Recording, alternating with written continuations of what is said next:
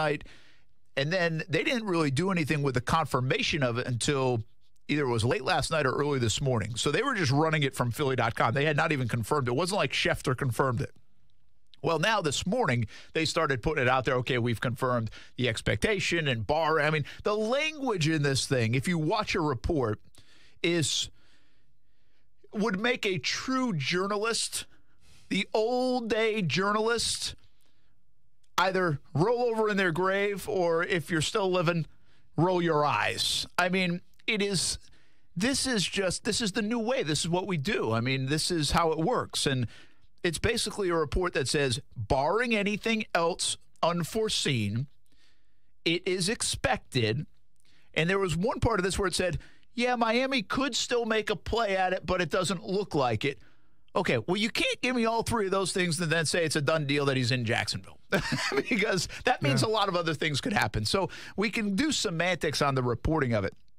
But the bottom line is a lot of people think it's going to happen. And what I say, it's an example of deduction because it's easy to deduct. We've been saying it for months. There are three teams in the mix. If you wanted to include the Denver Broncos, sure, throw them in there. I didn't even have them in there, by the way, when it comes to Nick Foles. But then you have the Redskins, you have the Jags, you have the Dolphins. And then people wanted to throw the Giants in there, although all along I'm not a big Giants guy on Nick Foles because they either have Eli Manning and they have a sixth pick, which right now would fall in place with one of these top two quarterbacks on the board at the very least. They'll have their pick because the teams in front of them, unless people trade in front of them, don't really have that much of a need or desire for QBs. So I never really thought the Giants were big. But if you look at Graziano in his career, he covered the Giants, I think, for like 6 years. So he knows the NFC East. And my sense is he's got some pretty good sources with the Giants and say, hey, we firmly are sticking with Eli Manning and going with a young QB. And then he also probably has some sources with the Washington Redskins say we're not really interested in going $20 million or $22 million or whatever it might be for Nick Foles. So then it leaves the Jags and who else? And that's what Peter King said this morning. So, again, this is just I still think to a degree this is speculation, yet sensible speculation. Without a doubt. There's another team out there, too. People are saying Tampa Bay might be interested in Foles. But you got to remember, if Foles goes to Tampa Bay, there's no guarantee that he even starts because Jameis Winston is still there. Now, granted, Jameis Winston hasn't played that well, but who's to say Jameis can't beat him out in camp? And that's not good for the Jaguar fans if Foles comes here, and I say that, but it's the truth. So Foles wouldn't go to a place where his destiny isn't 100% certain. So, I was a product of this too, where I went on Twitter and basically what else is new? Like Foles is going to Jacksonville. We kind of all saw this coming just for the fact that I don't see any other team. And listen, I spent this morning going through every single team, going through possibilities of other teams that would want Foles on their roster as a starting quarterback. And nobody is jumping out to me right now. Yeah, listen, and nobody has. I mean, again, I've said all along, I said, watch out for a sleeper team. That's why I thought they would end up I think there's a ceiling on what the Jags will spend on Nick Foles. I really do. I think that's part of the reason DeFilippo is here, is to say, okay, listen, we get it. This guy's the number one quarterback on the market. We think if we want to win now, let's go get him. But we're not going out of this zone of bidding for him. We don't think he's that good. So tell us when to stop, hit the stopper button and say, okay, forget it. We got to go a different route. And I think that's part of it. I think you get that feedback too. Just because you can connect the dots with DeFilippo and Foles doesn't mean DeFilippo absolutely would pay King's ransom just to get Foles on the roster. I mean, I think there's a sensible play here too, and really what the Jags can afford. But going back to what you said, and not really trying to drive the price down, there is no, if everybody's right and the dots have been connected and nobody else is interested, Washington's going after someone else, or now there are reports today that Washington and Miami might be messing around with Tannehill to Washington.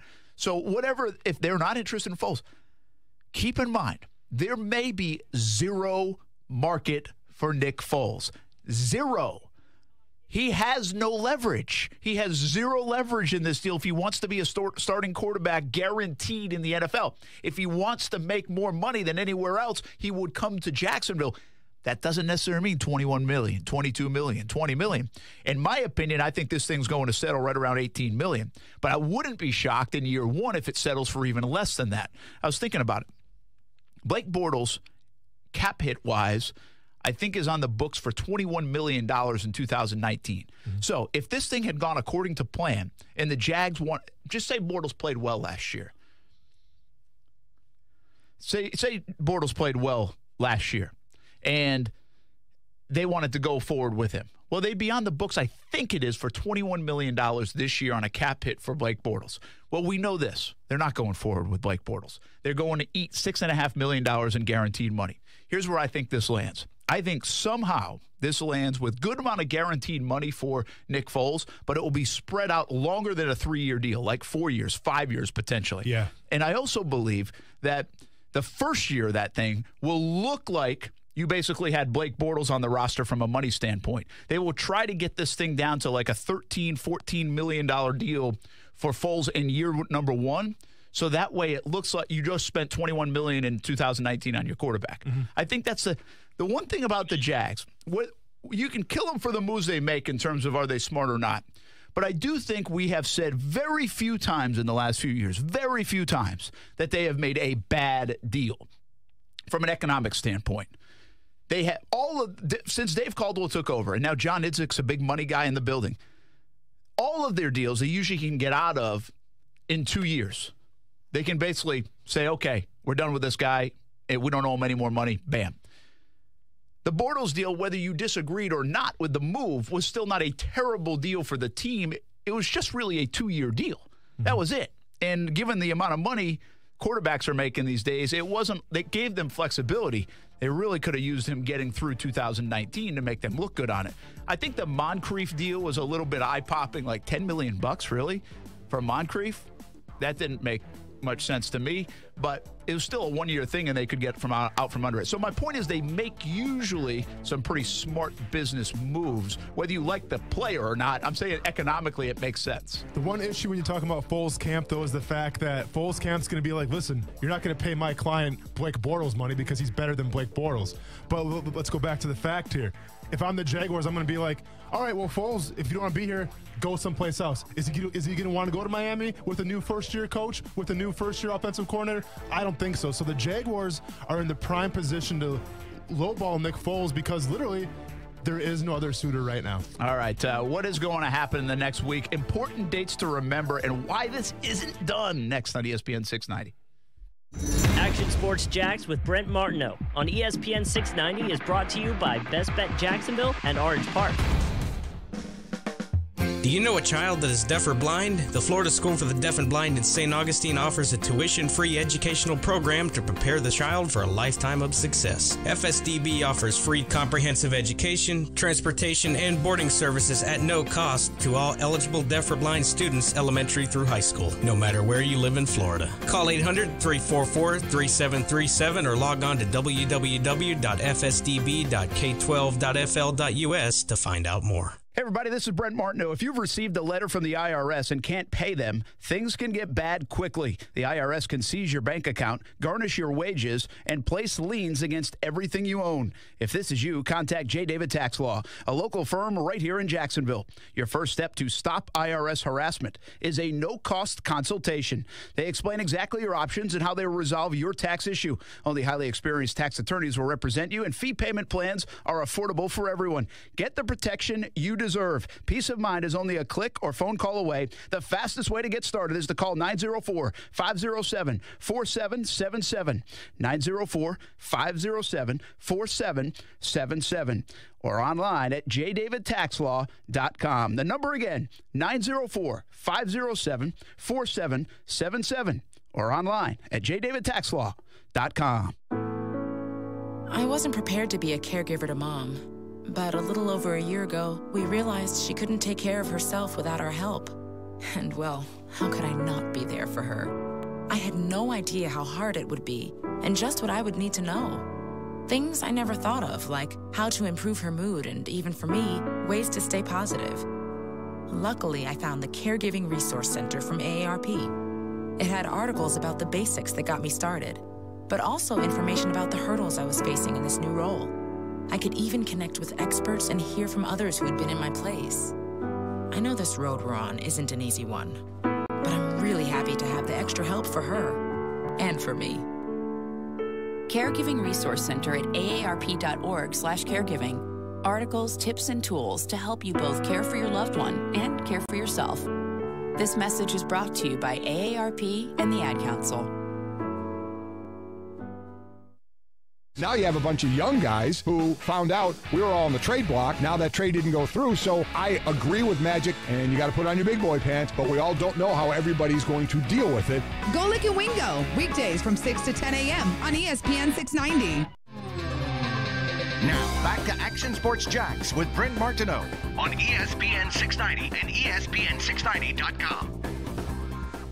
Hope you had a good weekend, everybody. Didn't even really say that. I mean, we just got right into the Nick Foles stuff. Brett Martineau, Austin Lane, Justin Kuzart. Kuz, you guys have a good weekend? Everything good? Yeah, great weekend. Had to go to a wedding, but it was good. Had to go to a wedding. Yeah. So it was good or fun? Or It was a lot of fun, you know. Did you do the electric slide? No, actually, I don't think the electric slide was there. No, like line dancing songs, really. What kind of wedding is this? Is this like a friend's wedding or is this family? College friend's wedding. So were you hammered? Open bar? I'm still feeling a little rough, I'll be honest with you. Dude, open bar. And then it turned into us going down to St. Augustine yesterday, and we're drinking at Reggae Sunday. Not feeling great right now. Is that at the Conch House? Yes. Yeah. There you go. Pretty good scene over there. It's a good time, man. I'm telling you. I was there once, yeah. It's crazy. not with Mauricio Jones-Drew? I was like, no comment. Oh, no. Boy, here we go. No comment. No, hey, where we go, we're not going anywhere, but I'm not talking about it. Who would have known? I was there that day, too. Our paths crossed earlier. Yeah, I was there, too, man. You were there that day? Surprised I'm trying to fight you. Hey, I saw that going on. I got way out of the way. I was too small for that. Is the Conch House, so it's still a thing? Yeah, it's actually. I haven't heard a big time thing. But it's gotten they're doing well, but they used to have a ton of like platforms for everybody to stand on with the hurricanes. They've kind of gotten messed up. That's what I had heard. I think that was the last time I'd heard about it. Got some damage in the hurricanes. So, well, anyway, welcome to Action Sports Jacks on ESPN 690. Hope you're having a good Monday. Hope you had a good weekend. It was a wild weekend. Man, I mean, the Nick Foles stuff, the Combine's amazing, right? Combine really gets bookended. Wednesday, we started off when we were there in Indianapolis, and it was all about Foles not getting tagged, becomes a free agent, linked to Jacksonville. Well, Monday morning, here we are. NFL Combine ends, and basically Jacksonville's got Nick Foles, according to many. I am still not ready to go there. I'm just telling you, I'm not ready to go there. These are just reports, and they will be reports. Let me take you through this a little bit, because I think this part's fascinating. This is not – I'm not the I love the journalism part of this, like the how this all works now and how it's changed over the years, but I am not a pound-the-pulpit journalism guy. Like, I can't believe this. I mean, there are people like that, and I respect that, but I get it. It's just this day and age, and that's fine. You throw stuff on the wall, it sticks, it's great. And that's a little bit of this, in my opinion. I think you have the ability to do that in this situation, but it's a calculated risk, too, as a journalist. I mean, you can do that. It's not the right way by many accounts to do it, but you can. So Saturday night, here's where my life, I'll live my life for a minute, okay? First of all, I have Saturday and Sunday off, which is fantastic. My sister's in town, but not to say you're really ever off. It's like real estate. But Saturday night, I get wind. Somebody messages me and gives me a heads up. And this is a person that's had some info in the past. And I know, I wouldn't say one of my usual sources, but somebody has some info. Foles. Done deal. Or will be a done deal. So I'm like, oh, shoot. Here we go. Get going. Get going on this thing. Buckle up your seatbelts. You start asking around. So one of the people I can trust, I got to be really careful here, but one of the people I trust, just so you know how this worked for me, is I say, all right, I just got this text or whatever message, and it said, done deal, a few years, he's coming. I said, is it absurd? Possibility? The answer? Absurd. Absurd. Was it an exclamation point after the absurd or just a period? Brent, this is important information here. So then I'm like, okay, well now Twitter is starting to get somebody else is talking on Twitter. Somebody's talking on Saturday. Because now on Twitter, Jags Twitter especially, and some folks that sometimes have some information. So this is not just, But they admittedly, too, a lot of the folks on Twitter that just maybe find out something can just throw it up there with no accountability, and that's a good place to be for them. They just can throw it out there. So now it's really buzzing. And now, of course, on Sunday, it starts again, and Philly.com actually goes with it. Mm-hmm. So who's talking, right? Is it somebody in Philly? Is it someone here? Like, all these things going through. What we do know this is the Jags aren't talking. The Jags can't talk in this situation. First of all, that building never talks. It doesn't. Tom Coughlin's in there. Doug Marrone's in there. Very few things. Go back over the years, and very few things leak out of Jags headquarters. They have done a great job with that. It's hard to get stuff out of there. So where does information usually come from? Well, for the national guys, the Schefters of the world, the Rappaports of the world, it comes from the agents.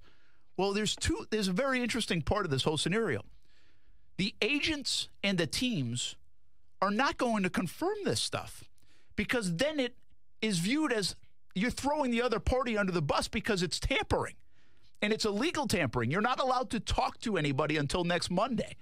Now, we all get this. Things start happening at the Combine.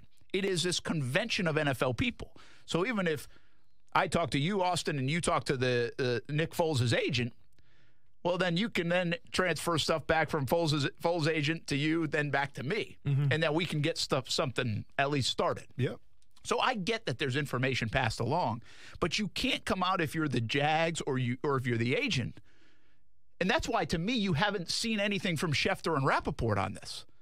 You notice that? True. I think, didn't Rappaport have something today, though? They are now slow playing it a little bit. Yeah. But everything, like even Schefter tweeted Graziano's report out. Yeah. Right? Mm-hmm. So he didn't say it. But those are the guys that usually have this stuff, and they're not getting it from the agent, is my point. And I'm convinced that's where they get their stuff from, is the agents. Yep. So now you keep following this, and now it's getting hot and heavy by yesterday afternoon and evening, and you're like, well, what the heck? So by that time, there's still the Jags aren't going to say anything.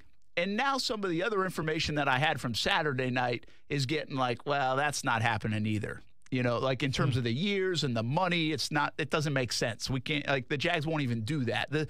So I'm getting this information on one side. I was like, yeah, not really looking good. Mm-hmm. Meanwhile, everybody else is going. I mean, it's running. It's gone. And the speculation is there. And I think that's what we saw in the reports today. So that brings us to this morning.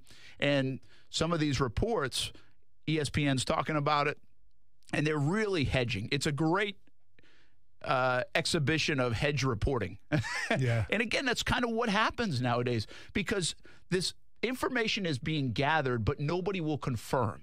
And so when nobody will confirm, you have to either assume, run with it, or hedge it. And right now, I think we're seeing a lot of that. I think we're seeing, okay, the dots are there. Everybody's been saying it for months, but here's our way out. Let's just say it's going to happen in the next week or so. When Monday they can talk to each other, and Monday and Tuesday is when we'll really see the reports come out if this is a done deal, even before Wednesdays the league year opens. But just in case, to save our butt, we'll say, barring anything unforeseen, barring another team swooping in, what if Miami's around? You know, so I think that's what we have. I mean, that we just have this whole thing over the last 48 hours of no confirmation of anything, a lot of speculation that could be really spot on, because we've all made the dot connection for a long, long time now.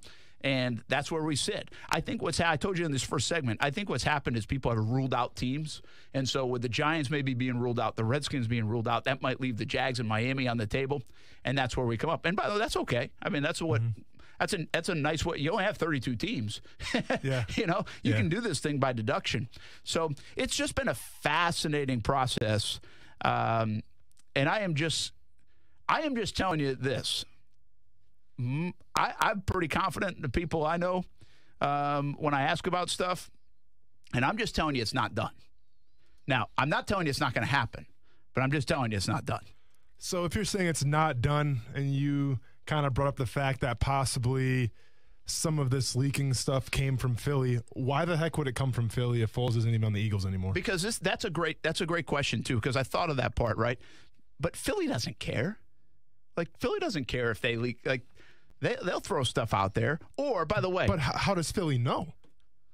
Oh, they know. How'd they know if Foles isn't part of the team anymore? You don't think Nick Foles talks to anybody? I mean, I get, all yeah. it takes is Nick Foles to tell a buddy and say, or tell somebody, or he might have a great relationship. Listen, he might have a great relationship. I think he wrote a book with Sal Palantonio. I mean, he might have a great relationship with somebody and be like, hey, yeah, my plan is to go to Jacksonville. Well, and everybody assumes Jacksonville wants Foles. So I think that's how this. Did you see the deep research somebody did? I retweeted it.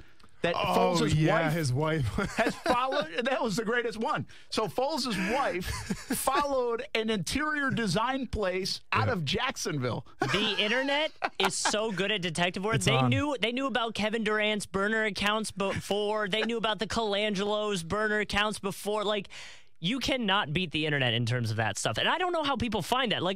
I saw you retweet that, and I'm thinking to myself, how did you even see that, and where did that get connected? How did you know to look for that? I have no idea. I mean, maybe they know somebody that owns the place, and they saw that they followed. I mean, as simple as that. That's how stuff happens. The only thing I know to always look is on Twitter. You look at the likes that the person has had. So, LeBron James is a king at this. Yeah. If Jalen Ramsey is a king at this. So if they're talking about teammates or something, and maybe LeBron feels that way, he just likes one. It's like an ESPN or something out there. He just likes it. And then everyone's like, oh, here we go.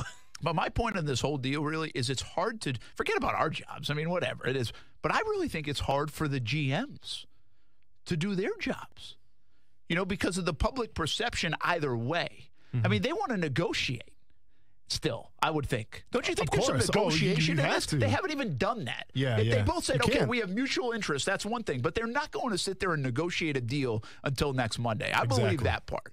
Now, listen, we all know we can guess at the numbers, but they're not going to fully iron out a deal until next Monday. Well, there's a lot of breakdown that can happen in a negotiation. So now for a team perspective, if you really love the idea of Nick Foles coming here, what if it breaks down to the point you don't get him? And then it makes you look bad because all of a sudden everybody said, wait a minute, I thought he was coming here. No, true. So I think it's really hard for them this day and age, especially with these windows that, I mean, the way the combine's set up where you have all these people in the same place, but you really can't talk business for another 8 days after it or 7 days after it.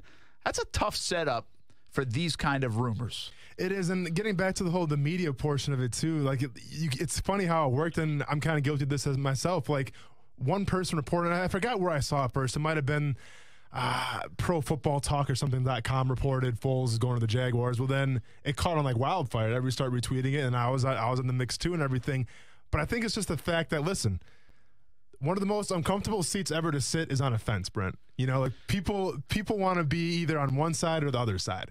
So that's kind of where I'm at, and I broke it down yesterday. I mean, last week a little bit, saying I think Foles is going to go to Jacksonville. I'm still going to stand by that. And if for some reason I'm wrong, and if a team comes in and swoops him up, well, then I'll be the first one to say I was wrong. But I think we definitely live in the time of social media too, where people got to be on the side. They just can't sit on the fence and be like, oh, we'll wait and see what happens. I'm not sold on it yet.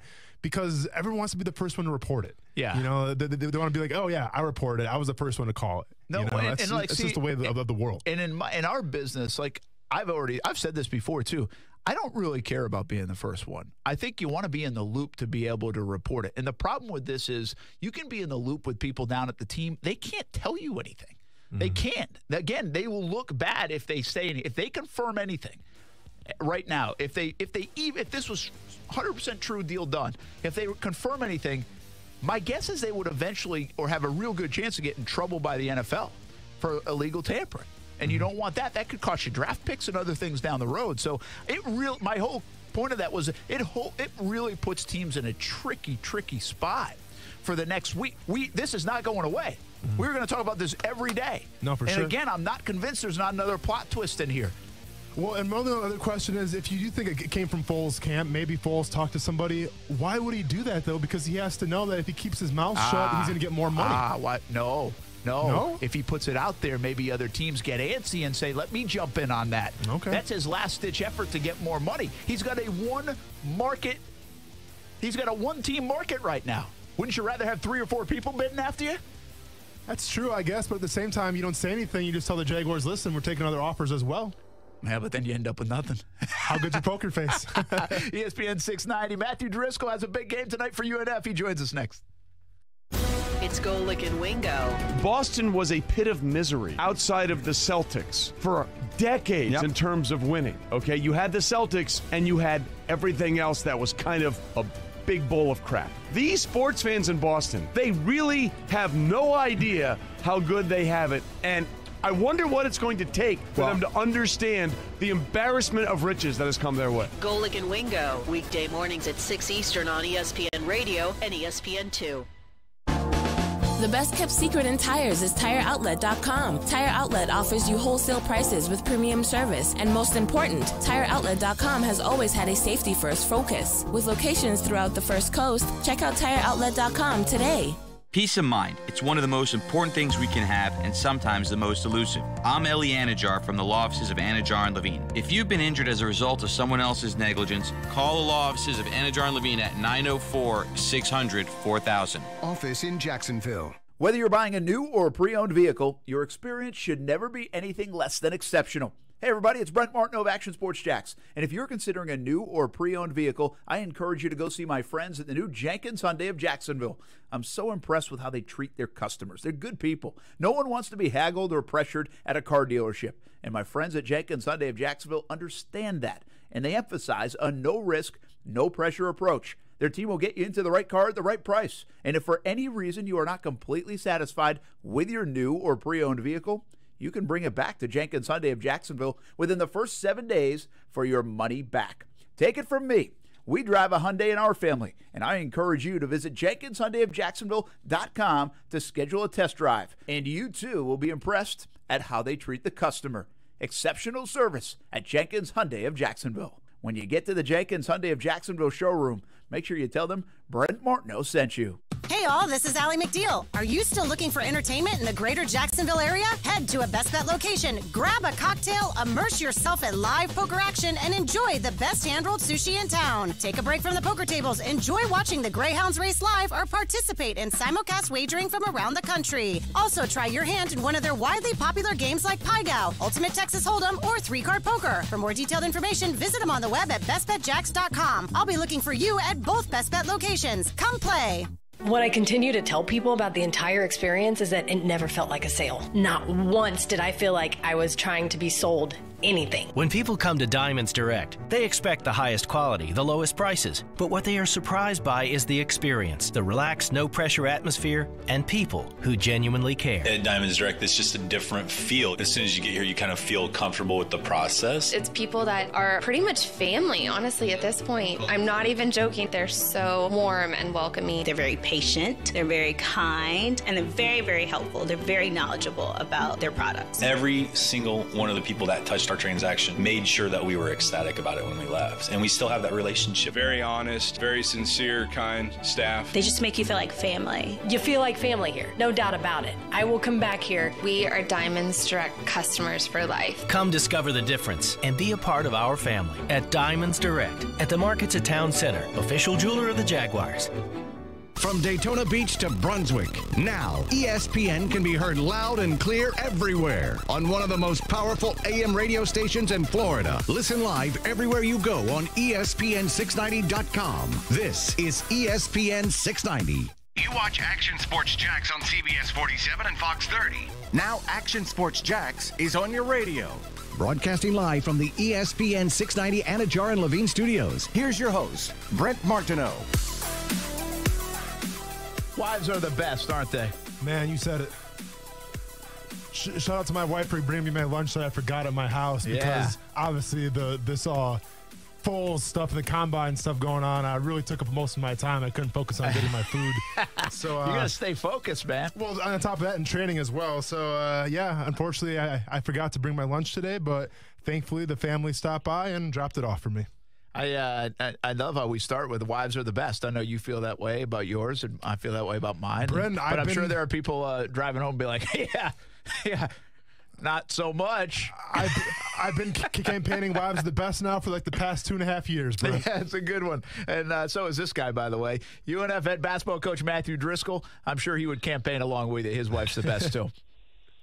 Hey, I'll tell you what, we all punted our coverage, right? Isn't that the term?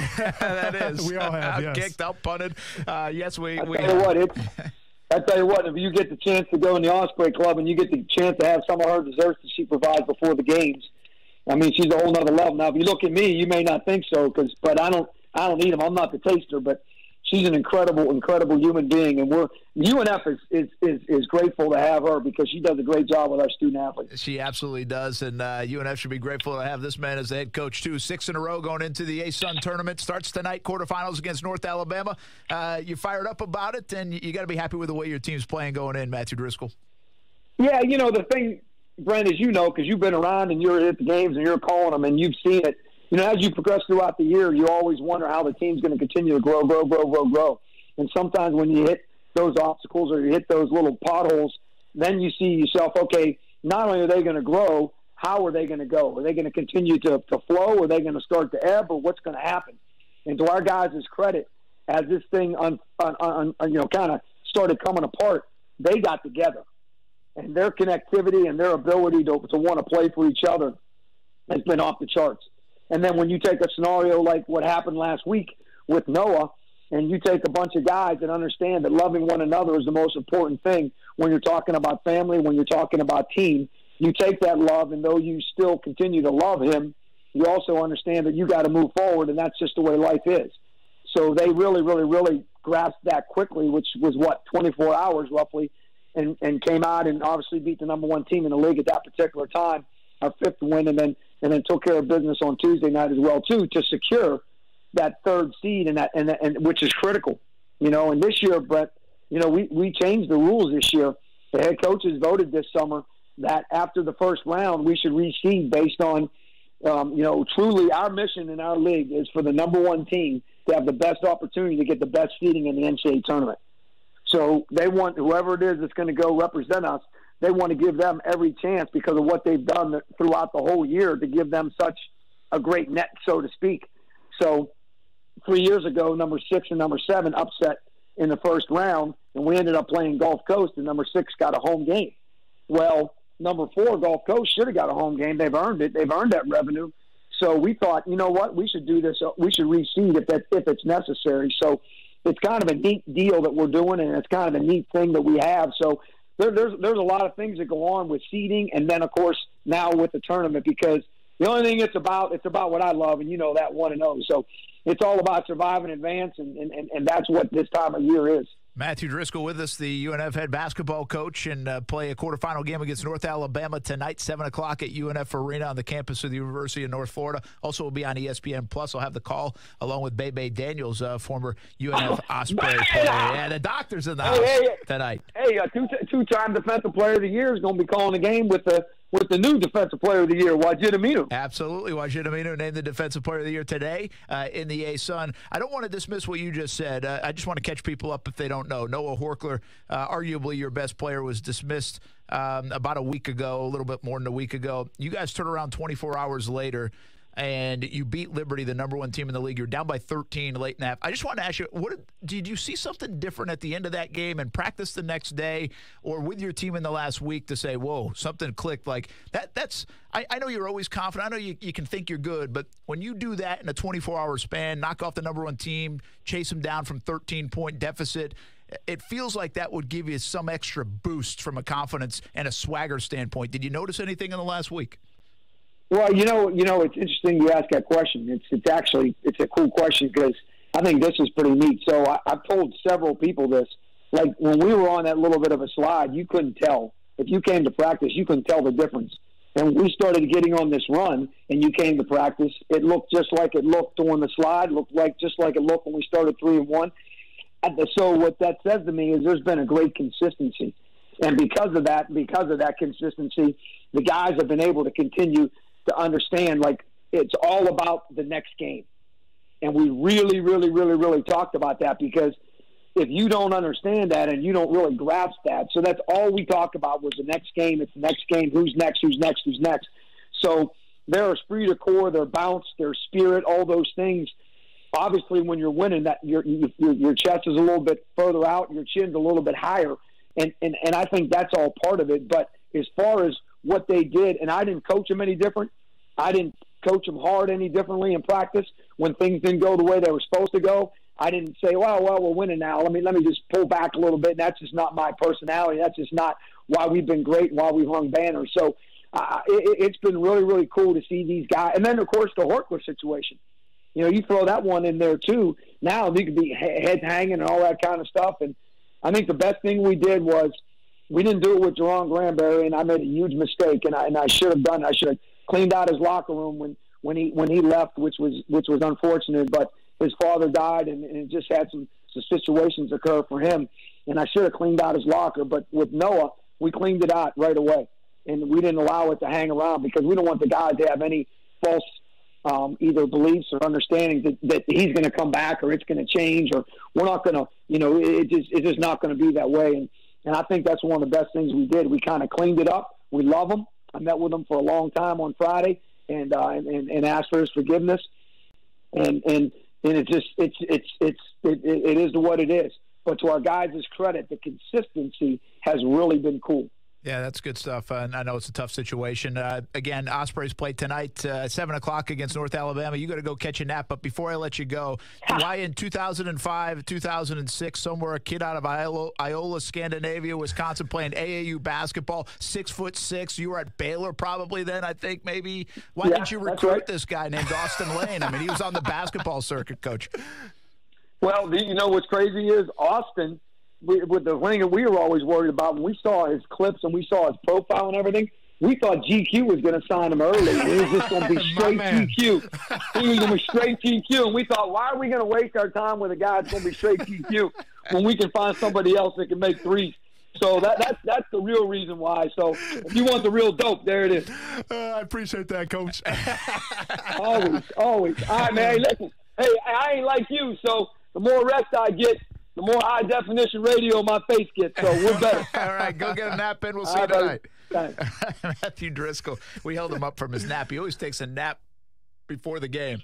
Smart. And so he's going to run home, take a nap, and then come back right before the tip, and they'll try to get it done tonight against North Alabama. Mm-hmm. Hey, it's as simple as this.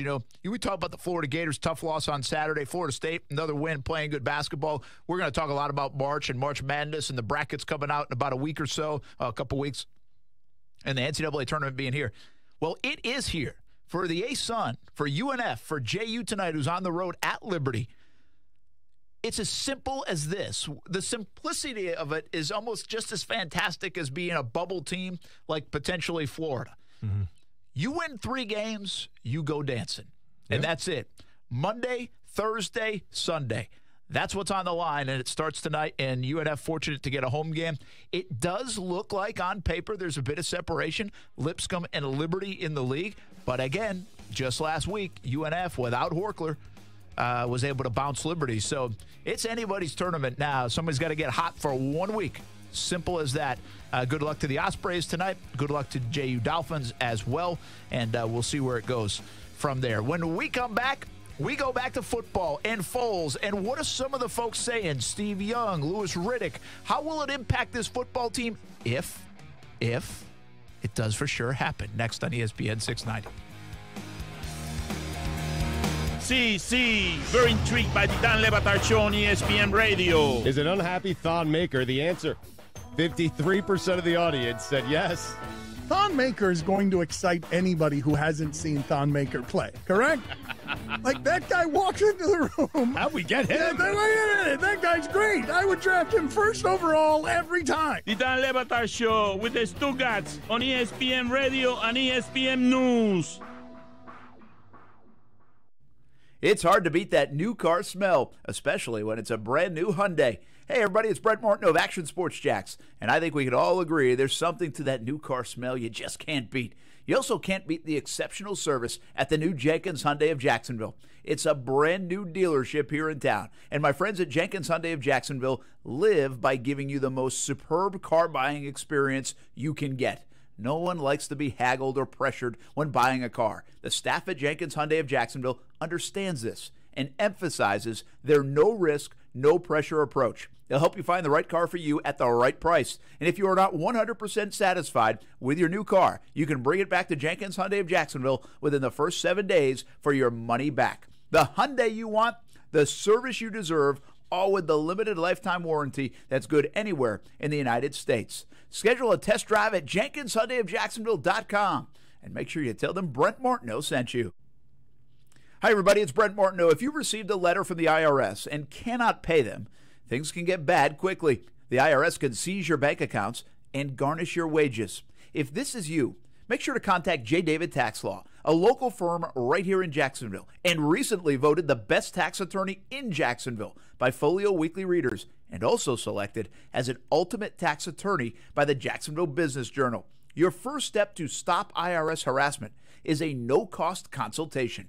They explain exactly your options and how they will resolve your tax issue, and only trust an experienced and award-winning tax firm when it comes to representing you. The fastest way to get started is to call 904-507-4777. 904-507-4777. Peace of mind is only a click or phone call away. Also online at jdavidtaxlaw.com. The number again, 507-4777, or online at jdavidtaxlaw.com. Blake Bortles needs a change of scenery. People need a change of scenery from Blake Bortles. That's not the case in Denver. You can like Case Keenum or not, but it wasn't like, hey, this guy's got to get out of town. Action Sports Jacks with Brent Martineau. Weekdays from 3 to 6 p.m. on ESPN 690. Now, back to Action Sports Jacks with Brent Martineau on ESPN 690 and ESPN690.com. Hey, one more UNF basketball note. We did a story last night on Action Sports Jacks Primetime. Every Saturday and Sunday, only one in town does half-hour shows Saturday and Sunday, 10:30 on Fox 30, 11:30 on CBS 47. But last night had a couple good stories, actually. Dan Hicken did a story with Deron Wiley and the Reigns football program. And I had a story on UNF's Josh Wathan. He's a graduate manager. Been with the team. Pretty cool. He served in the military, in the Army, 11 years, 3 different deployments. He's a Purple Heart recipient. Wow. And he's from Indiana. Loves Larry Bird. Loves basketball. Wanted to get involved in the basketball program. And now he is. Has been with the Matthew Driscoll in the UNF program for the last couple of years and trying to make his way. At the age of like 37, he started this new career, which, it's usually a young man's game at that kind of level. Mm-hmm. And then you rise up and hopefully get an assistant job and maybe someday the dream of being a head coach. Well, he started a little bit later, but awesome dude, great person. Helped us out with our Action Sports Jacks Dream 18 tournament the last couple of years too. Just a really good man. So check it out if you can't. We're going to put it up on our YouTube channel, Action Sports Jacks. You can subscribe to our YouTube channel, Action Sports Jacks, and you can see the story if you missed it last night. All right, let's get back to Nick Foles. I know you've got a lot to say, and you really want to, okay, so let's now you saw the whiteboard. Yeah, the magic whiteboard said, if Foles goes to Jacksonville, I have an interesting backup take. Yeah. So let's get to that in a moment, because I think that's a spinoff of this, right? All right, let's assume, because many have, and we've already played the hypothetical game, but this looks like it's inching closer and closer, has certainly a lot of potential. And we'll say, okay, what do they do with the other quarterback? Young guy, veteran guy, backup spot. I'm interested in your take.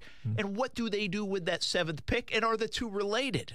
So there's a lot of ways to go here. But before we do that, Kuz, let's hear from Steve Young talking about Nick Foles and what his impact here in Jacksonville would be if it happens next week. I like Nick Foles going to Jacksonville because John DeFilippo is going to call plays kind of like Doug Peterson. The more complex, the more sophisticated the game plan is, the more Nick Foles, I think, can answer the bell. I think he was able to fulfill the measure of Doug Peterson as a great play caller. And his guardrails are certainly much narrower than Blake Bortles. So in many ways, I think that he can fit right in with what's happening in Jacksonville. The defense can rally behind that. They'll play better. And now with Nick Foles, in my mind, kind of leading the team, you can start to see how they can win 10 games. The defense can significantly get better, and Nick Foles can go win a half dozen himself. I love Nick Foles. I think this is a good spot for him, and Tom Coughlin's going to make sure that things go. Well, there you go. Steve Young from ESPN today talking about Nick Foles. Can you cut that part out, by the way, where he says, I love Nick Foles? I got a feeling that could be a good drop.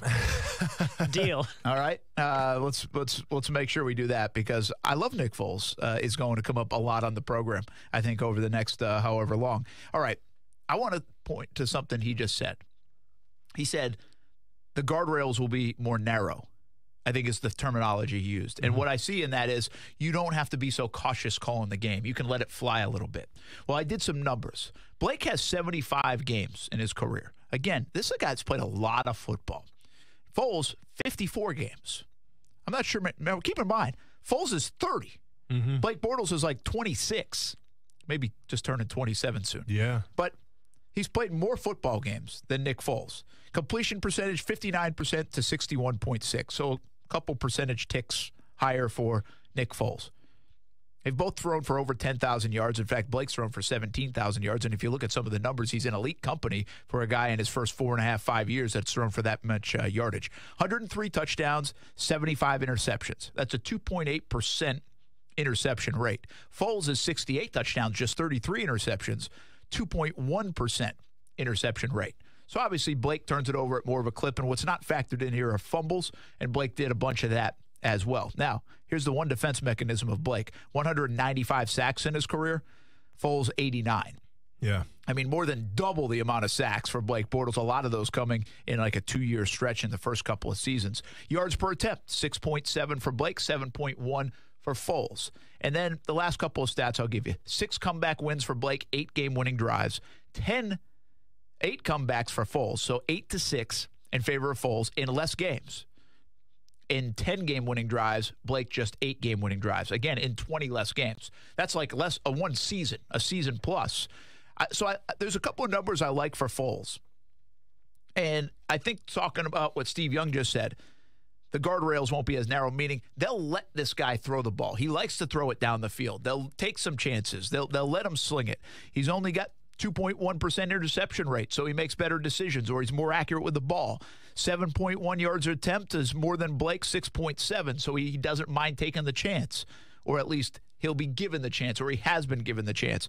And then I like the comebacks and the game-winning drives. That's something Blake Bortles still struggled in my opinion. When he had a chance to win games late, he didn't do it enough. You're not going to do it every time, but I don't think he did it enough. And this shows me Foles has the ability to do it. They'll trust to put the ball in his hands to go do it, and it is what it is. I think they both have good playoff numbers. So we know what Foles did. He went to the Super Bowl. But what people do forget is that in the one playoff run, Blake did well. Wasn't too bad. He had a bad Buffalo game, but the fact is he went to the AFC Championship game, didn't turn the ball over an entire postseason. Oh, I'll give you one more stat there. One more. The playoffs, 200 yards per game for Blake in those 3 games. In 6 career playoff games for Foles, 272. Now, that shows you that Peterson's offense is more wide open, or they're willing to put the ball in the hands of Nick Foles more. So, again, I think the trust factor in Foles, at least in Philly, was a lot more than trusting Blake here in Jacksonville. The numbers indicate that a little bit to me. And listen, I agree with that. And listen, they're going to take, I guess the safety off and let Foles pull the trigger a little bit. But I always go back to the issue of who's going to pull the trigger with. Because as far as weapons that right now we have 0 weapons. So to say if you're Steve Young, and I remember you were when you're at the Combine too. Well, don't say 0 because I think that's a little bit dismissive of Fournette and like a D.D. Westbrook. But hey, I've been trumpeting this too. I agree with you. Yeah. Overall, not near the weaponry of Philly. True, and the question is, do you bring in Golden Tate, which I don't like that pickup at all because I feel like Golden Tate's a 2 receiver at best. No offense to his game, but I don't see him being the man, being that 1 receiver. We have Westbrook, we have Lee. They can each play the two receiver position. So from that perspective, I don't like Golden Tate. So listen, if we're gonna let Foles pull the trigger, and if we're gonna let him pass the ball, we have to get weapons. The only way to do that right now, from what I've seen in free agency, is the draft. It's the only way. Well, and that brings us to the other point. So now what, right? What if the Jags do land Foles? What do they do both at backup QB, and you can combine this with in the draft? If Haskins is still there, would they draft him at number 7? Yeah. Or do you just eliminate quarterback from the board? And by the way, listen, this is one thing about the whole Haskins thing. I don't mind Haskins. I really don't. I'm not in love with him like other people are, but I'm not a quarterback evaluator either. So I don't pretend to be. I'm not. I like the young man. I think he has a chance to be a star. But if you read everything here, he's also not a slam dunk Andrew Luck kind of star. None of these guys seem to be. And we already know it's a pretty average quarterback class as a whole. So if you're the best QB in an average class, what's that really make you out to be? I think there are red flags in that. I think that's real. But there's not 1 ounce of my body that believes that Haskins is going to be there at number 7, even if the Jags don't get Nick Foles. If the Jags are all in, they're going to have to move ahead of the New York Giants at the very least, and they might have to move ahead of a couple of teams, get up to where the Raiders are picking or the Jets are picking, even to get Haskins if he's really their guy, which I don't think he is. I think they like Haskins. I don't think they're in love with Haskins to move off number 7 for him. I'm going to tell you right now, if the Jaguars thought that Haskins was the future, if they thought that he was their guy, they wouldn't have got Foles. Straight up. Don't speak past tense yet. They don't have Foles. Okay, yet. Sorry. They wouldn't pursue Phil. We'll see. If Foles comes to Jacksonville, that means that the Jacksonville Jaguars don't think Haskins is the guy. Yeah, I hear you. There we go. Sorry. Correction. So that's good. Yeah. I'm not allowing it. But again, I don't want to be. I tweeted it late last night. I said, hey, I'm just keeping track of all the people that already have him signed. If this doesn't work out, I'm keeping track of you people. So I just don't want you to be one of the people I have to keep track of. That's fine. Just make sure it's Austin Austen, okay, when you put my name down, because I'll go ahead and be one of those guys as well. What? So what do they do? Is it Hawkinson? Is it a lineman? Is it a pass rusher? I've actually been seeing some people saying they might Oliver don't from believe Houston. people. Okay, well I know. I don't believe think? people. Me, my personal opinion.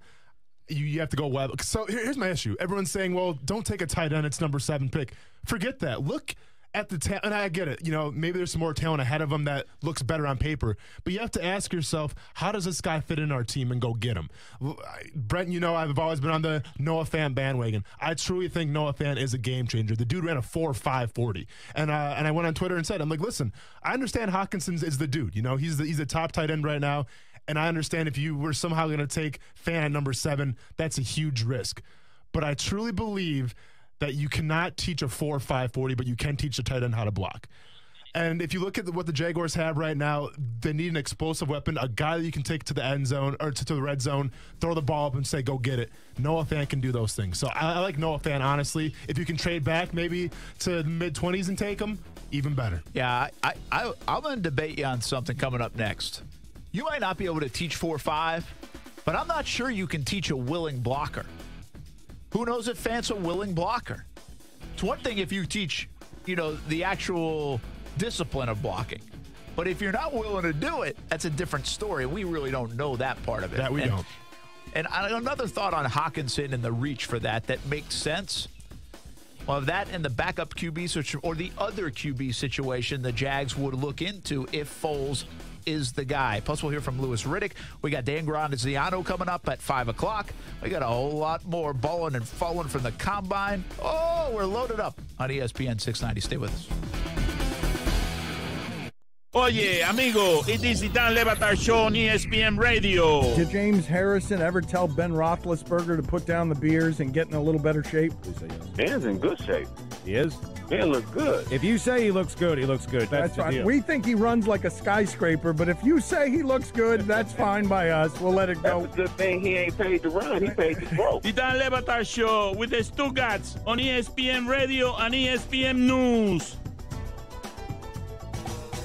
Hi, this is Earl Ron, president of New South Window. If you need new windows or doors for your home, heads up, this message is for you. New South is having a one-day factory sale this Saturday only in our factory showroom. 40% off high-performance award-winning windows, 40% off energy-efficient windows and patio doors, 40% off our factory direct products installed. Bring in your measurements for on-the-spot pricing or call today. One day only, this Saturday from 9 till 4. New South Windows are made in Florida, for Florida homes, by Florida workers, and we guarantee them for life. Please visit us at newsouthwindow.com. Springtime is almost here, and there's no better time to tackle that next job. At AutoZone, we have the free services to help you get it done. Having problems starting your car? Before you start replacing parts, come to AutoZone. We'll test your battery for free and help you figure out the likely issue, so you won't waste money on parts you don't need. Getting the job done just got easier.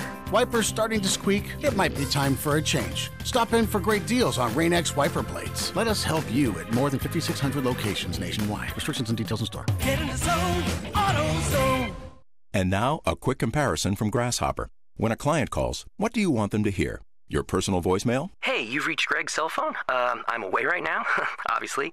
Leave a message and maybe I'll get back to you. Or something a little more buttoned up, courtesy of Grasshopper. Thanks for calling Green Landscaping. To make an appointment, dial 1. For billing, dial 2.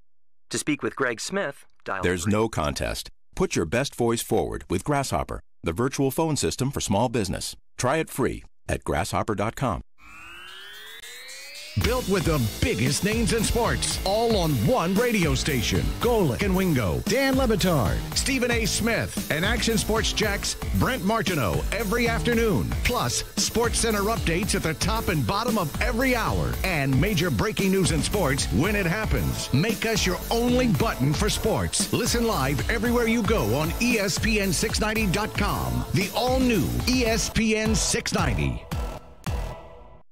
Broadcasting live from the ESPN 690 Anajar and Levine studios. Anajar and Levine Accident Attorneys. Call 904-600-4000. That's 904-600-4000. ESPN 690. Jacksonville's home for ESPN Radio. WOKV Jacksonville. Listen live everywhere you go on ESPN690.com. ESPN 690, a Cox Media Group station. ESPN Radio Sports Center. I'm Kevin Winter's story we're following on Sports Center. For the first time in 2 years, Tiger Woods has been forced to withdraw from a golf tournament. However, it has nothing to do with his back. Tiger announced on Twitter today that he's withdrawing from this week's Arnold Palmer Invitational at Bay Hill because of a neck strain, one that he's been dealing with for the last couple of weeks, and one that he's been receiving treatment on, but it's not where it needs to be for him to play. Woods also stressed his lower back is fine, that he hopes to be ready for next week's Players' Championship. Tomorrow is the deadline for teams to place the franchise tags on players. Today, the Houston Texans did so with pass rusher extraordinaire Jadeveon Clowney. General manager Brian Gain said the goal is to get a long-term deal done, and by tagging Clowney, the two sides now have until July 15th to work out a deal. Milwaukee Bucks head coach Mike Budenholzer said today guards Eric Bledsoe and Malcolm Brogdon will return to the lineup tonight for Milwaukee. They'll be in Phoenix. Both had missed Saturday's loss at Utah. Gonzaga and Virginia 1-2 in the AP poll for the second consecutive week. North Carolina's up to third. Duke is fourth. Tennessee is fifth. Go ahead. Stream all the big games. Because with Straight Talk Wireless, you now get 25 gigs of high-speed data for $45 a month. Plus, unlimited talk and text. All on America's largest 4G LTE networks. Straight Talk Wireless. Only at Walmart. First 25 gigs at high speed, then 2G. See terms at straighttalk.com. You watch Action Sports Jax on CBS 47 and Fox 30. Now Action Sports Jax is on your radio. Broadcasting live from the ESPN 690 Anajar and Levine studios. Here's your host, Brent Martineau. I love Nick Foles. Come on, man. This system, I'm telling you. I like Nick what? Nick Nickelback? Nickel. All right, I don't know. To be determined, I guess. It's amazing. It is. It's amazing. Oh, Coos. By the way, what do you got? Speaking of, this is as good a time as any. Uh-oh. The young, intervention? The young Justin Kuzart. Yeah. Kuz. Did you see him last night on Twitter? I did not. Why? Was he drunk tweeting? What was going on? No, there was a lot of hate coming my way. I was just trying to think of hashtags for Nick Foles. I like that. Let's see. Do not read it on air. You can't read it on air. But it's it's a nickname that Philly has given Foles in the past. And so I was saying, are we going to piggyback off that? What was the first name, the clean name that you had for him? 90 Foles, like 904. That's fine. Mm-hmm. The other one's less clean. The less clean. Is it still up right now? It should be. I do a lot of tweeting, though. So. Big blank Nick. And it rhymes with Same Nick. thing for Ricky. So Ricky's got a similar. Yes. Oh, and you put that on Twitter. I put it out there, man. And as by the the face way, of the ESPN 690, you put that on there. Okay, fantastic. I mean, just reckless. The question is, just reckless. I asked him back, is this a typo? He said no. I know. A lot of people were upset with me. So then he went to go on. So you said it wasn't a typo. No. I said, so you basically went all in and then went. Yeah. I went all in. I said, this is his nickname up there. And a lot of people were like. down on it, too. You said it's not a typo. That's what I meant to say. I thought for sure we could come in today and he might be suspended or something. That's rule number one, man. If someone asks you, is it a typo, you go, yes, it's a typo. I'm sorry. And that's it. That's all you had to say. No, but that's his. Do you know where that story came from, by the way? Have you looked that up? I didn't know. So I had to go back and look it up. What, with why he gets that nickname? Yes. It's just because he's clutch, essentially, is No, what I it's got. not. Oh, really? No. Oh, I assumed it was because he's clutch. I mean, Well, I assumed the that's story, why. I looked up the story, and it was apparently like they were doing, what's those things called on Reddit, the AMA? Yeah, ask me anything. Yeah. And so it was like, I think it was Connor Barwin. Oh, Connor, nice, man. So if you go back, you can read the story. But bottom line is he was asked who had the biggest in the locker room. Riveting stuff from ESPN 690 right now. There you go. Well, but that's where, I mean, I'm just telling you, that's where apparently that's where the nickname came from. Oh, yeah, and Philly Eagles fans definitely ran with it, for sure. Like, it was a thing. They did. So, but again, I can't believe you ran with it. Wow. That's the moral of this story. Hey, look, there's no So we filter. won't I'm be going to be calling real. him that. Yeah, I mean, do we take him off Twitter for a little bit and like suspend him or what? No, because what then do we do here? Because then we'd have to post stuff from the ESPN 690 account. That's a good so point. unless you That's a want lot. that, no, sir. it sounds like he's got some job security. I guess so. You're lucky. I'm confident. God. All right, I did that as tastefully as I could, people. Sorry, that's kids, nicely block your done. ears if you are in the car. Sponsors are backing out as we speak, but it's all good. No, they're not. They're signing up left and right. You know what time it is? 4 o'clock. Yep. Grab a drink, get a shot, and tip your Startenders. Happy Monday, ladies and gentlemen. By the way, the depths of your voice are pretty good, even after that Kirkshin attempt on Friday. Oh yeah, I thought you might have just heard it forever. No, that's that's kind of a testament to all those speaking exercises I've been doing in the car when I drive here. Yeah, I've been doing those vocal exercises and just crushing it. You're doing a good job. All right, get to the backup QB. I know you did some research. What do you want? Who else do you want? Second quarterback on the Jags roster. If I'm going to keep saying if, people, you can tell me it's done. I'll tell you it's done when I see like more next week, Monday, Tuesday, Wednesday. I mean, is it? Do you have a good seat on the fence that you're sitting on? Because I feel like it's pokey. Like, wouldn't it be an uncomfortable spot to sit on the fence, Brent? No, but come on, man. I'm just Join not gonna, us. I'm just gonna say reports are people run with this stuff now. I think I have decent sources, and until I get it confirmed, which, by the way, might take until then, that's fine. I mean, that's just the way it is. That's the way this one works. And but I think somebody, maybe it was Zach Goodall, brought up a good point yesterday on Twitter. He said Andrew Norwell was rumored like a day before free agency last year. There were reports that he was going to the 49ers, and then the Giants were involved. Nobody had linked the Jags. And the Jags ended up getting Andrew Norwell. Yeah, but everybody needs an offensive tackle. Not everybody needs a quarterback. Oh, offensive guard. Oh, sorry, offensive guard. My bad. No, but my point is, sorry. If this during this stretch right now, there are reports that Norwell was going to 49ers and Giants, but not the Jags.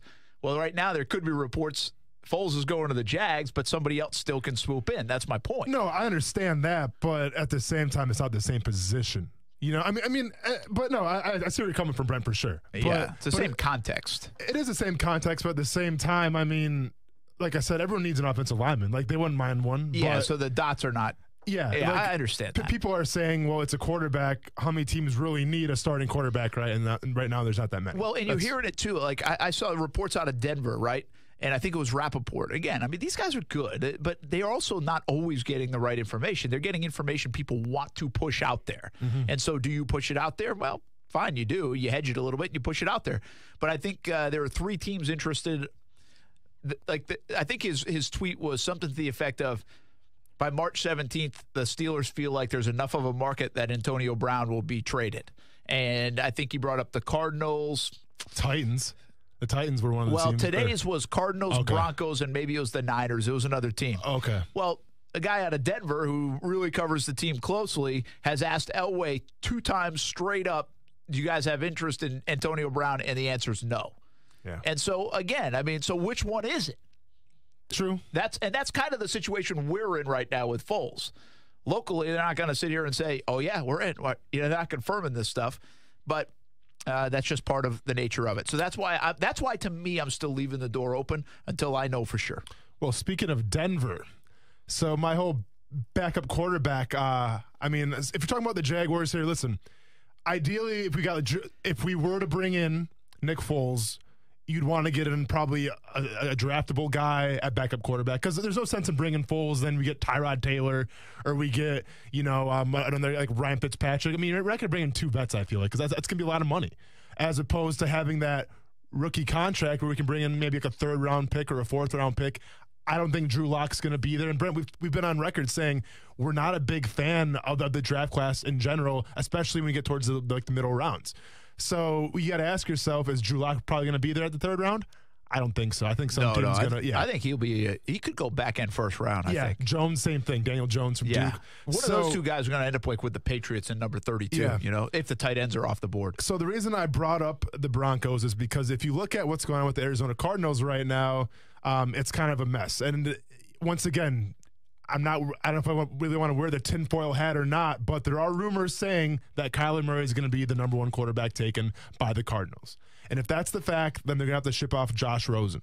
I think Josh Rosen is definitely an intriguing prospect, but the problem is, well, listen, if you want to get him, perhaps give up at least a 3rd-round pick, maybe a 2nd-round pick to land him. My intriguing option would be this. So if you look at the Cardinals right now, who they have on defense or defensive coordinator, so it's Vance Joseph, who was in Denver, right? Yep. Vance Joseph runs a legit 3-4. It's not a hybrid like sometimes will be the – no, it's a 3-4 defense. Who's a player that the Jaguars have right now on the roster that was in Denver, ran the 3-4 defense, and was a big part of them going to the Super Bowl? Malik Jackson. So if we can somehow maybe trade Malik Jackson and maybe give up maybe a 6th-round pick, I mean, maybe you have to go a 4th-round pick. I mean, ideally, a 6th-round pick would be great. Probably going to be a 4th-round pick. Malik Jackson and a 4th-round pick to Arizona for Josh Rosen. Would you take that deal? My gosh. If you're the Jacksonville Jaguars. Yeah, I think I would. But, okay, one thing. Let me back you up a little bit because Vance Joseph was with Denver the last couple of years, but Malik wasn't with Vance Joseph in Denver. No, I understand Vance Joseph that. was in Miami at the time. But you're right. I mean, he can play in that defense. The 3-4 defense. I hear what you're saying. And I would say, well, I think absolutely the Jags would do that deal, but would they do that deal if they just committed to Nick Foles for whatever length of time? You would almost do that deal now and say, hey, we're going with Josh Rosen as our guy. But do you really have to do that, Brent? Because let's think about it. If we bring in Josh Rosen, it's still on that 1st-year deal. And that's kind of my point. It's the fact that you bring in a quarterback in that's on his 1st-year deal. He's not going to be the most expensive guy out there compared to a free agent. Say we draft Haskins the 1st round. Maybe Haskins is still there, so we bring in Haskins. Well, Haskins is going to be a lot more money to keep with Foles than it would be with. Oh yeah. Yeah, with Rosen. I get what you're saying. Listen, if they ended up with Rosen, my feeling is, again, we've talked about this last week a little bit. Why do they coddle QBs? Right? They'll bring in 2 wide receivers. They'll bring in 2 tight ends. They'll bring in 2 tackles, 2 linebackers, 2 corners, 2 whatever to compete, and they'll take the best one. They don't like to do that with QBs. They don't like to. They're not going to say, hey, Nick Foles, here's whatever millions of dollars. Here's a new contract. Come play for us. But we're also going to bring in either Haskins at 7 or Josh Rosen. That I think there's going to be a gentleman's agreement here, a handshake agreement to say, you're our guy for the next couple of years. And maybe going forward, we want you to be our guy for the next 6 years. So go do it. Go lead this team. Go win. So you're our guy for the next 6 years. So here's my question then. What do they do at backup quarterback if Foles does come to Jacksonville? Well, it's totally different, like you were saying. If you keep that 4th-round pick, do they even have a 4th-round pick? If 2/3, they have a 4th? I think they have a 4th, and they don't have a 5th. Yeah. So you take that 4th-round pick, and, again, your scenario, I would be hard to pass up. Somebody else is going to make a better offer than that, I think. Yeah. But your scenario would be really tough to pass up. Intriguing. But I think they would take a 4th-round quarterback or a 5th or a 6th-round quarterback and just be the young guy to develop. Nick Foles doesn't need somebody else. He doesn't need a veteran guy, and Rosen doesn't fit that. So now that'd be fascinating, man. But I just think it's still young, man. That's the thing. He's only coming off 1 year. You sound if you have Rosen and a Foles, the optics to me tell me you can't make up your mind. But you just paid a lot of money. Yeah. And now giving up a 4th-round pick, although that wouldn't be the big deal. And you're still undecided. Yeah. It would have that feel. Now, I love the comp. I'm all for getting as many quarterbacks. Again, I would do the deal if offered. I think that's a little too easy for the Jags. More to come on ESPN 690. We're not getting off this next. I love Nick Foles. Action Sports Jacks with Brent Martineau on ESPN 690 is brought to you by Best Bet Jacksonville and Orange Park. Growing up, gambling was all around me. It seemed harmless. In my case, my gambling addiction started out as recreation. Recognize the play before the addiction starts. Educate your children about gambling addiction. Call the 24-hour confidential problem gambling helpline at 888-ADMIT-IT. That's 888-ADMIT-IT. Your hope for a new tomorrow. All services are free to Florida residents, including treatment. This message is sponsored by the Florida Council on Compulsive Gambling, the Florida Association of Broadcasters, and this radio station. The Red Cross responds to nearly 66,000 disasters every year, most of them house fires. Red Cross President and CEO Gail McGovern says you need to develop an evacuation plan and practice it, especially with your children. It takes just 2 minutes for a home to be engulfed in flames. Practice those drills. We all think our kids know what to do. They don't. We need to teach them. We have started a large campaign where we're going into vulnerable communities and helping install smoke alarms. Already 92 lives were saved, and 4 of those lives were saved by a 5-year-old girl who remembered what we taught them during these fire drills, and she got her family out. We also have a slew of free apps that people can download onto their smartphones. It's what to do in every kind of disaster you can imagine, how to prepare and how to recover. To help support all the Red Cross does and to make a financial donation, go to redcross.org. That's redcross.org. You look at the way Paul George is playing, and you look at Russell Westbrook. I don't think anybody can deny Oklahoma City may be the biggest threat to the Golden State Warriors. The Stephen A. Smith Show, weekdays from 1 to 3 p.m. on ESPN 690. This is Action Sports Jacks with Brent Martineau on ESPN 690 and ESPN690.com. Oh, we're getting some comments. Heck, here we are when it comes to the quarterback situation in Jacksonville. Surely we will. So, your Rosen scenario. What are people saying? I forget. I don't see who it is. Let me just double check. Rosen said the Giants for Vernon in the third. Hashtag TJ Neem. Oh, yeah. What's up, man? I know you. Giants for Vernon and a third. It's still so hard to read this thing, by the way, off my phone. But that would be. There's a lot of talk that it's a third right now, or would it be a second? But it brings up to your point. You talked about Rosen as a potential backup. If you're the Jags in this situation, this is why I still say if it's only going to cost you a third for Rosen, if it really did, and a player potentially, and you could give up a Malik Jackson, or you could give up a Tayshaun Gibson, or name your guy you're trying to trade, because they're seemingly trying to trade like 4 or 5 guys right now, and give up that second, third-round pick, or maybe it's the first one of the third-round picks for Josh Rosen? Well, wouldn't you just go that route and save all the money on Foles instead? If you believe enough to trade a pick away for Rosen, well, just give him the keys then. Well, that's a good point, but here's the problem with that theory. Arizona is really playing coy right now with exactly what they want to do, because we don't know if actually Josh Rosen's going to be there or not. I mean, all signs are saying that Kyler Murray is going to be the guy in Arizona, but we don't know that for sure. Maybe Arizona's just, slow playing it so they can get as many suitors as possible for that top spot, because maybe somebody else wants Kyler Murray as well. So if they were to trade for, Rosen when free agency starts, well, that's going to throw their hand. It's going to show their hand. And it's going to show their cards. So if you're Arizona, you're going to wait till the last second of that draft before that first pick gets announced to try to get the highest value if you are trying to ship Rosen or not. Well, so that's why if you're the Jaguars, you just can't do that. It doesn't feel like it would be an early play, but sometimes it's got to be an early play. Depending on how many suitors they have, if that's the way they want to go, well, now you make it early, you get it done, and you say, and you don't take your chances. Because one thing they don't want to do, they don't want to get stuck with Rosen and Kyler Murray. Yeah. So, these teams have a lot to think about. And they've probably discussed a lot. All right, I asked on Twitter, what would you put the value of a contract for Nick Foles if it's coming in? My man Ben Becker says 3 years, $58.5 million, $29 million guaranteed. Now, that's interesting because that's the Blake Bortles deal, essentially. He was 3 years, $56 million, $26.5 million guaranteed. And people are going to be like, well, what do you mean you paid that to Blake Bortles, but you're not going to give more to a Super Bowl winning quarterback? Well, again, people, there's no market potentially for Nick Foles. Zero. He's got zero leverage.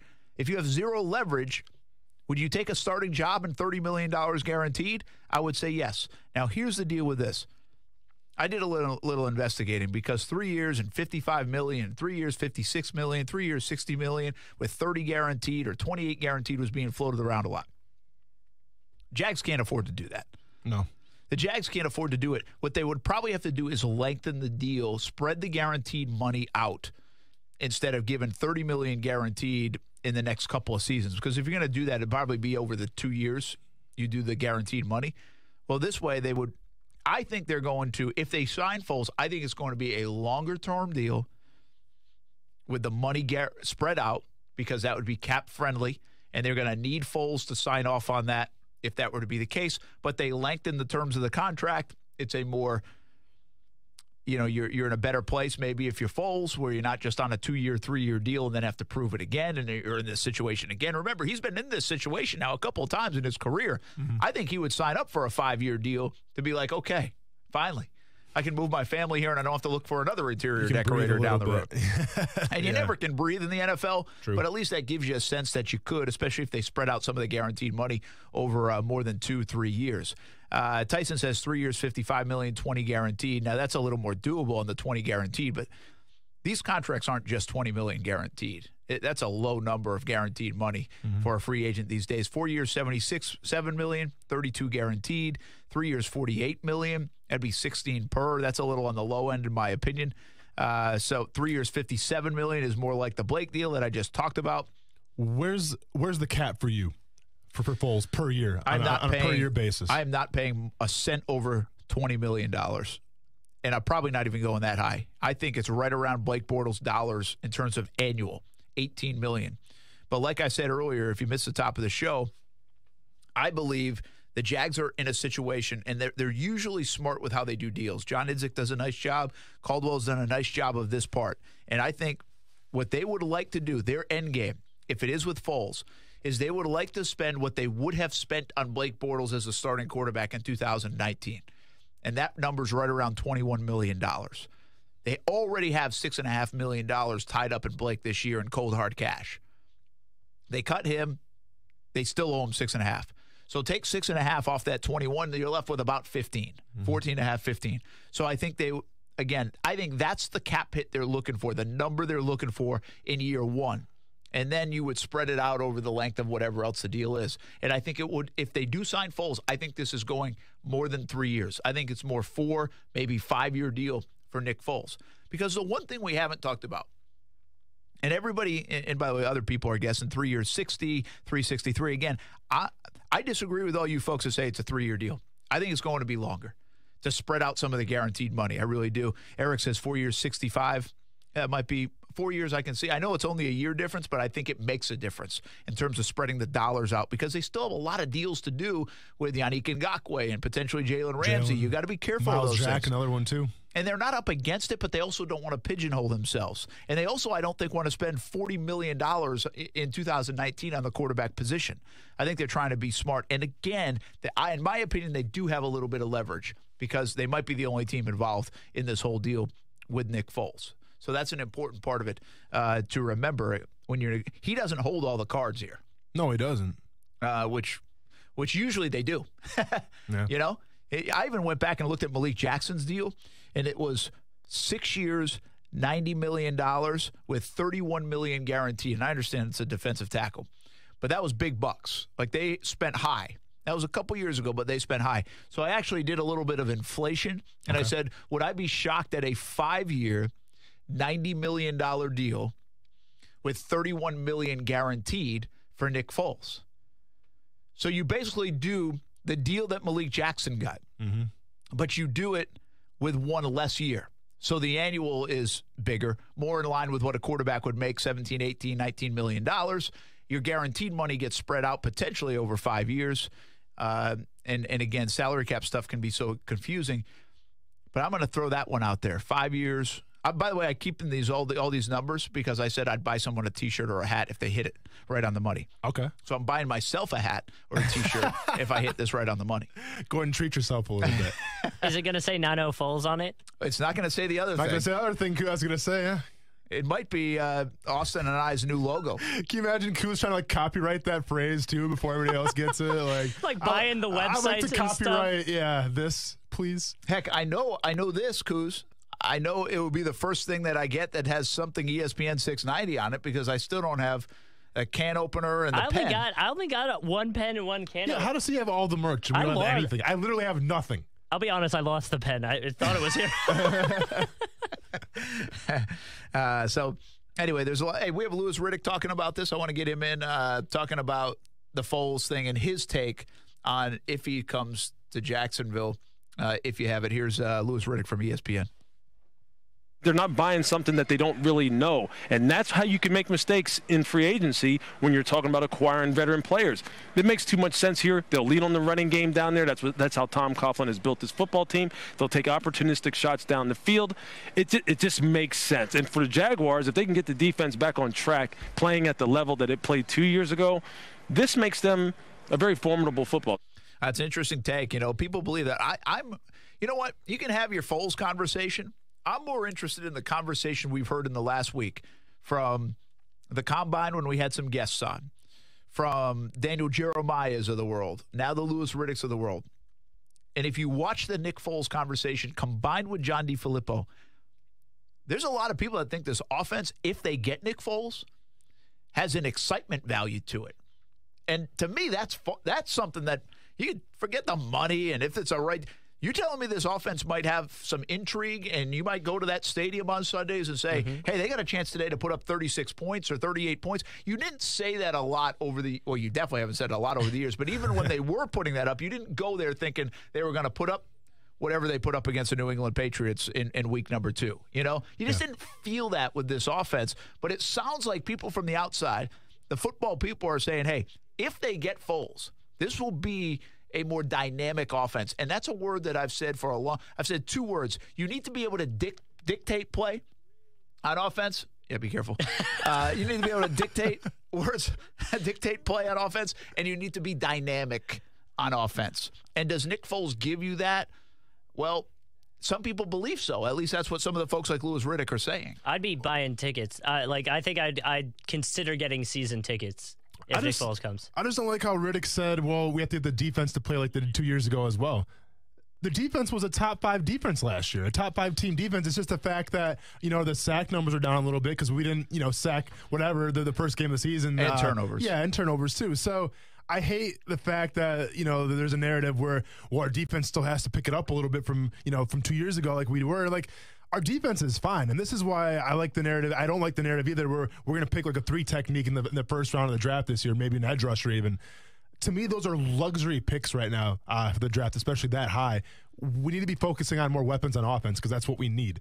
We can't afford to take luxury picks right now. I think it'll be interesting when coming out of next week, though, depending on what they do. If they get a Jesse James, if they go get a receiver, if they get another offensive lineman, if you still feel the same way. Because once they spread stuff out and they'd be like, okay, now we can plug that in. Again, I don't think they're getting Antonio Brown. I still think they should, but I don't think they are. We need to talk about that some more too, man. What's up with your boy right now? I know, Antonio Brown. I told him to shut up. How about your boy, man? I did on Twitter. I told him, stop. I mean, I still want you here, but I'm tired of you already, and you haven't even arrived. But, I don't know if those are luxury picks. I mean, the fact that they could still use some depth at defensive line. The big difference here is Nick Foles, what he would change and get back to 17's defense is he would give you the lead. And then you can pin your ears back and go after people. And that's how turnovers are created. Mm-hmm. So that's at least the idea of this is, again, goes back to dictate play. Dictate play. Said the whole word. Just to let you know. Hey, we're balling and falling from the Combine next on ESPN 690. Action Sports Jacks on ESPN 690 gets you close to the action. Hey, everybody, this is Brent Martineau, and it's Action Sports Jacks on the road on ESPN 690, live from the NFL Combine in Indianapolis. With the Rams cheerleaders here in Atlanta, you guys gonna go to the aquarium or anything? Live from the Super Bowl in Atlanta. With John Franklin Myers, the former Stephen F. Austin Lumberjack, going from 0-40 man to the Super Bowl, man. I'm proud of you. Live from Daytona International Speedway at the Daytona 500. This is ESPN 690. Hey, it's Bill with Bill Fenwick Plumbing. I have yet to meet anyone that has woken up in the morning and said, hot dog, today I'm calling a plumber. Usually it's, who am I going to call and can they take care of me today? Yes, we know the stereotype, dirty, smelly, probably late, and more than likely, you don't want him to bend over. If you need a plumber, call Bill Fenwick. See what our Golden Plunger service is all about. Call us or go to BillFenwickPlumbing.com. It's hard to beat that new car smell, especially when it's a brand new Hyundai. Hey, everybody, it's Brett Martin of Action Sports Jacks, and I think we could all agree there's something to that new car smell you just can't beat. You also can't beat the exceptional service at the new Jenkins Hyundai of Jacksonville. It's a brand new dealership here in town, and my friends at Jenkins Hyundai of Jacksonville live by giving you the most superb car buying experience you can get. No one likes to be haggled or pressured when buying a car. The staff at Jenkins Hyundai of Jacksonville understands this and emphasizes their no-risk, no-pressure approach. They'll help you find the right car for you at the right price. And if you are not 100% satisfied with your new car, you can bring it back to Jenkins Hyundai of Jacksonville within the first 7 days for your money back. The Hyundai you want, the service you deserve, all with the limited lifetime warranty that's good anywhere in the United States. Schedule a test drive at JenkinsHyundaiofJacksonville.com and make sure you tell them Brent Martineau sent you. Today we decided to walk to school. At the corner, we waited to cross the street. The stoplight counted down. 15, 41, 31, 13. We took a left on Garden Street. Loud music was coming from a car. Danny's a smart kid, but he gets so distracted. There were so many other sounds, I didn't know what to focus on. Danny, Earth to Danny. Suddenly he realized he forgot his homework again. I left my homework on the table. At the school steps, we hugged goodbye. I really hope I don't have another bad day at school today. When you can see learning and attention issues from their side, you can be on their side. That's why there's Understood.org, a free online resource for the parents of the 1 in 5 kids with learning and attention issues. Get personalized recommendations, practical tips, daily access to experts, and more. Go from misunderstanding to Understood.org. Brought to you by Understood and the Ad Council. Like, your lack of retention is a breathtaking thing that should be among the 7 wonders of the world. I couldn't see the uniform through Devon's smoke. The Dan Le Batard Show with Stugotz. Weekdays from 10 a.m. to 1 p.m. on ESPN 690. You watch Action Sports Jacks on CBS 47 and Fox 30. Now Action Sports Jacks is on your radio. Broadcasting live from the ESPN 690 Anajar and Levine studios. Here's your host, Brent Martineau.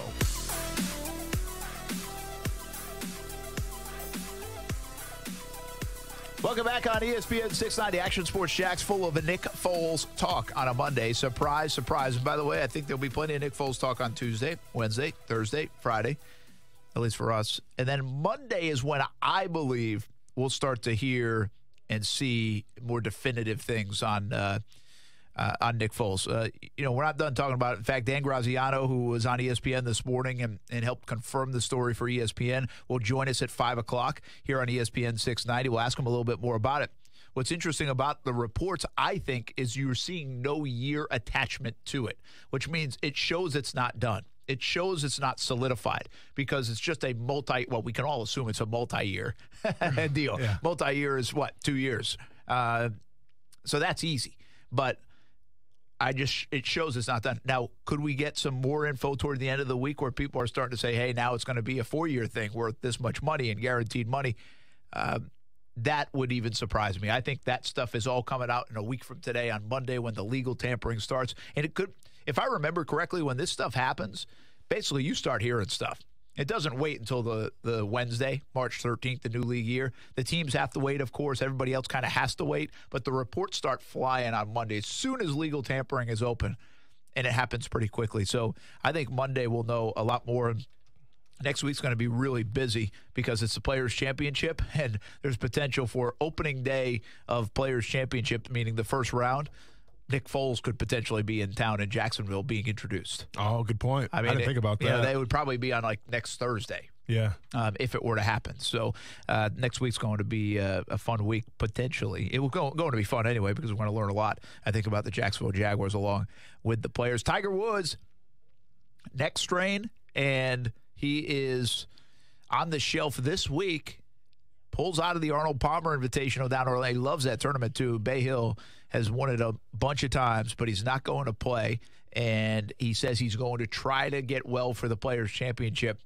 To me, this looks like a 50-50 deal on Tiger Woods heading into the Players' Championship. Nothing with the back, just a neck strain. He says he's played through it for a few weeks, but trying to get treatment and can't seem to shake it. It'll be interesting if he plays the Players' Championship. It's going to be a bummer if he doesn't show up. Obviously. Well, and you could be without Tiger and Phil. Phil's yet to commit. Yeah.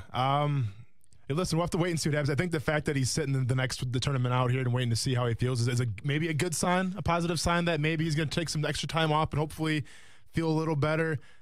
I mean, I don't know. I'm not a professional golfer, but I feel like a neck strain isn't the biggest deal. But no, I mean, when you guys had nerve issue and all these other problems. I mean, the dude played a tournament on a torn ACL. Yeah. So hey, Tiger, we're gonna see you in Jacksonville, man. We'll see you here. But always keep this in mind. It's early in the year, and the Players fits this bill too. That you want to be ready for the big tournaments, which meaning the 4 majors. Obviously, Augusta's coming up in about a month, and the Players, I think, is right on that list. So that he wants to be healthy and ready. So and he needs more time than he's ever needed as well because he's 42 years old. So I think there's a part of that. One thing about Bay Hill, he has played very well. Oh, Stuart Weber just said Phil committed today. Mickelson committed. I didn't see that. How about that? Thanks, Weber. Just texted me. I'm too busy on Foles talk, I guess. But anyway, Phil Mickelson committed, so that's a good thing. I must have just done that. I did not see it. But for Tiger, he loves Bay Hill. Mm-hmm. I mean, he obviously loves playing Arnold Palmer's tournament, but he's so successful there, which shows me he's got to be banged up a little bit, not feeling not feeling 100%, because I don't think he'd skip a tournament that he's won it so many times and played so well at. As he chases Snead's 82 win mark, he's just 2 away. But here's hoping he plays at the Players' Championship next week. We'll have to see. And now all eyes will go to that news on Tiger Woods. And it's something probably we won't know until a week from today. I mean, he pulls out of he's already committed to the Players' Championship, pulls out of the Arnold Palmer today, the same week of the event. And so I would think we'll get the same kind of news next week around. We'll have to wait and see until Monday or Tuesday of next week if Tiger's healthy enough to play. The good news, I think, on this front is he did say it's nothing to do with the back, but he also said that he's been playing through it for the last few weeks. So it's like, to your point, Austin, it's not like he can't play. Mm-hmm. I think he's just trying to get himself right for a big run of major championships coming up over the next few months. And I'm not trying to make fun of the guy. I mean, the dude's one of the best of all time, if not the best of all time. Like I said, he's playing on a torn knee before. So if the neck's bothering him, that's really bothering him. So I don't do a lot of golfing, but I feel like if it's just, kind of an inconvenience, I think he's going to come out here because it is a Players' Championship. It is a big deal. It is a big tournament. And the dude's a competitor. So I hope to see him out there. That's one of the main reasons why I'll be going. What was your big take of the combine? And now that it's over and in the books, other than all this Nick Foles talk. But, DK Metcalf is, number one, you can't be 1.9% body fat. So I don't know if you're a zombie or what, but, there's no way your body can function being that lean. I have no idea. I don't get how that's happening. And then, obviously, his 40-yard dash was legit. It was insane as well. But actually, I'm kind of, I don't want to say I'm off the wagon because I still have respect for the dude, and I think he's a great football player. But there are some things that nobody's talking about at that combine with DK Metcalf that I'm going to bring up probably this next segment coming up here because they need to be addressed as well. Well, let's do it. Right now? Yeah, we want to do it now? I'm going to need a couple minutes, Brent. Okay. Yeah. Are we going to break already? I was getting you in early. All right. I can let you chill if you want. No, let's go. I didn't know. It's 4:37. I usually wait till 4:41. Kuz does what he wants. It's all good. But that's fine. We'll hold off balling and falling. Yeah. And why DK Metcalf, 1.6% body fat is not something to be envious about. No. You'd think it would be. Yeah. And but it might not be. Some of his other numbers, too, that no one's talking about need to be addressed as well. The shuttle and the 3-cone. Oh. I want to talk about the 40. We can talk about that, too. Next on ESPN 690. This is Golick and Wingo. NFL insider Adam Schefter is with us. The Jacksonville Jaguars. Tom Coughlin comes out with this statement. Where do you think this is headed? They're going to be exploring other avenues, with them being one of the most, if not the most disappointing team in football, starting at the quarterback position. They'll start there, and they'll branch out, and I would expect that they'll obviously discuss the idea of moving on from Leonard Fournette, as they will with other disappointing players there this offseason. Golick and Wingo, weekday mornings at 6 Eastern on ESPN Radio and ESPN2. Whether you're buying a new or a pre-owned vehicle, your experience should never be anything less than exceptional. Hey everybody, it's Brent Martineau of Action Sports Jacks. And if you're considering a new or pre-owned vehicle, I encourage you to go see my friends at the new Jenkins Hyundai of Jacksonville. I'm so impressed with how they treat their customers. They're good people. No one wants to be haggled or pressured at a car dealership. And my friends at Jenkins Hyundai of Jacksonville understand that. And they emphasize a no-risk, no-pressure approach. Their team will get you into the right car at the right price. And if for any reason you are not completely satisfied with your new or pre-owned vehicle, you can bring it back to Jenkins Hyundai of Jacksonville within the first 7 days for your money back. Take it from me. We drive a Hyundai in our family, and I encourage you to visit JenkinsHyundaiofJacksonville.com to schedule a test drive. And you, too, will be impressed at how they treat the customer. Exceptional service at Jenkins Hyundai of Jacksonville. When you get to the Jenkins Hyundai of Jacksonville showroom, make sure you tell them Brent Martineau sent you. The Medical Group Management Association of Northeast Florida is proud to join forces with the Duval County Medical Society to host its first annual symposium on April 18th. Aimed at helping physicians and practice managers to smoothly operate their practice day to day, topics include healthcare trends impacting your practice, stress management and communication, and empathy in the workplace. To register, go to nfmgma.com. That's nfmgma.com. All attendees must be employed by a medical group or practice. Today we decide to walk to school. At the corner, we waited to cross the street. The stoplight counted down. 15, 41, 31, 13. We took a left on Garden Street. Loud music was coming from a car. Danny's a smart kid, but he gets so distracted. There were so many other sounds, I didn't know what to focus on. Danny, Earth to Danny. Suddenly, he realized he forgot his homework again. I left my homework on the table. At the school steps, we hugged goodbye. I really hope I don't have another bad day at school today. When you can see learning and attention issues from their side, you can be on their side. That's why there's Understood.org, a free online resource for the parents of the 1 in 5 kids with learning and attention issues. Get personalized recommendations, practical tips, daily access to experts, and more. Go from misunderstanding to Understood.org. Brought to you by Understood and the Ad Council. The spread and that college-style offense. Listen, in 3 years, you might see the Big 12 be run by the NFL because it's the exact same kind of offense that's going on here. Action Sports Jacks with Brent Martineau. Weekdays from 3 to 6 p.m. on ESPN 690.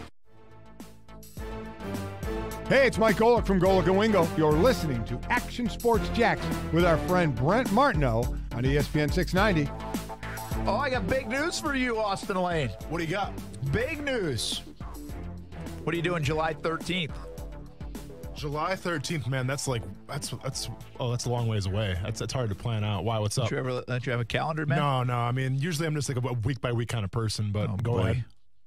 Go ahead. All Elite Wrestling. Oh, yeah. Has revealed the date. I'm there. And the time. I'm there. And the venue for their second show. Jacksonville? Daly's Place. Daly's Place. Nice. They're doing it at Daly's Place. Can we, Fight for the Fallen. Can we broadcast from there? It's a Saturday. We'd do a special show.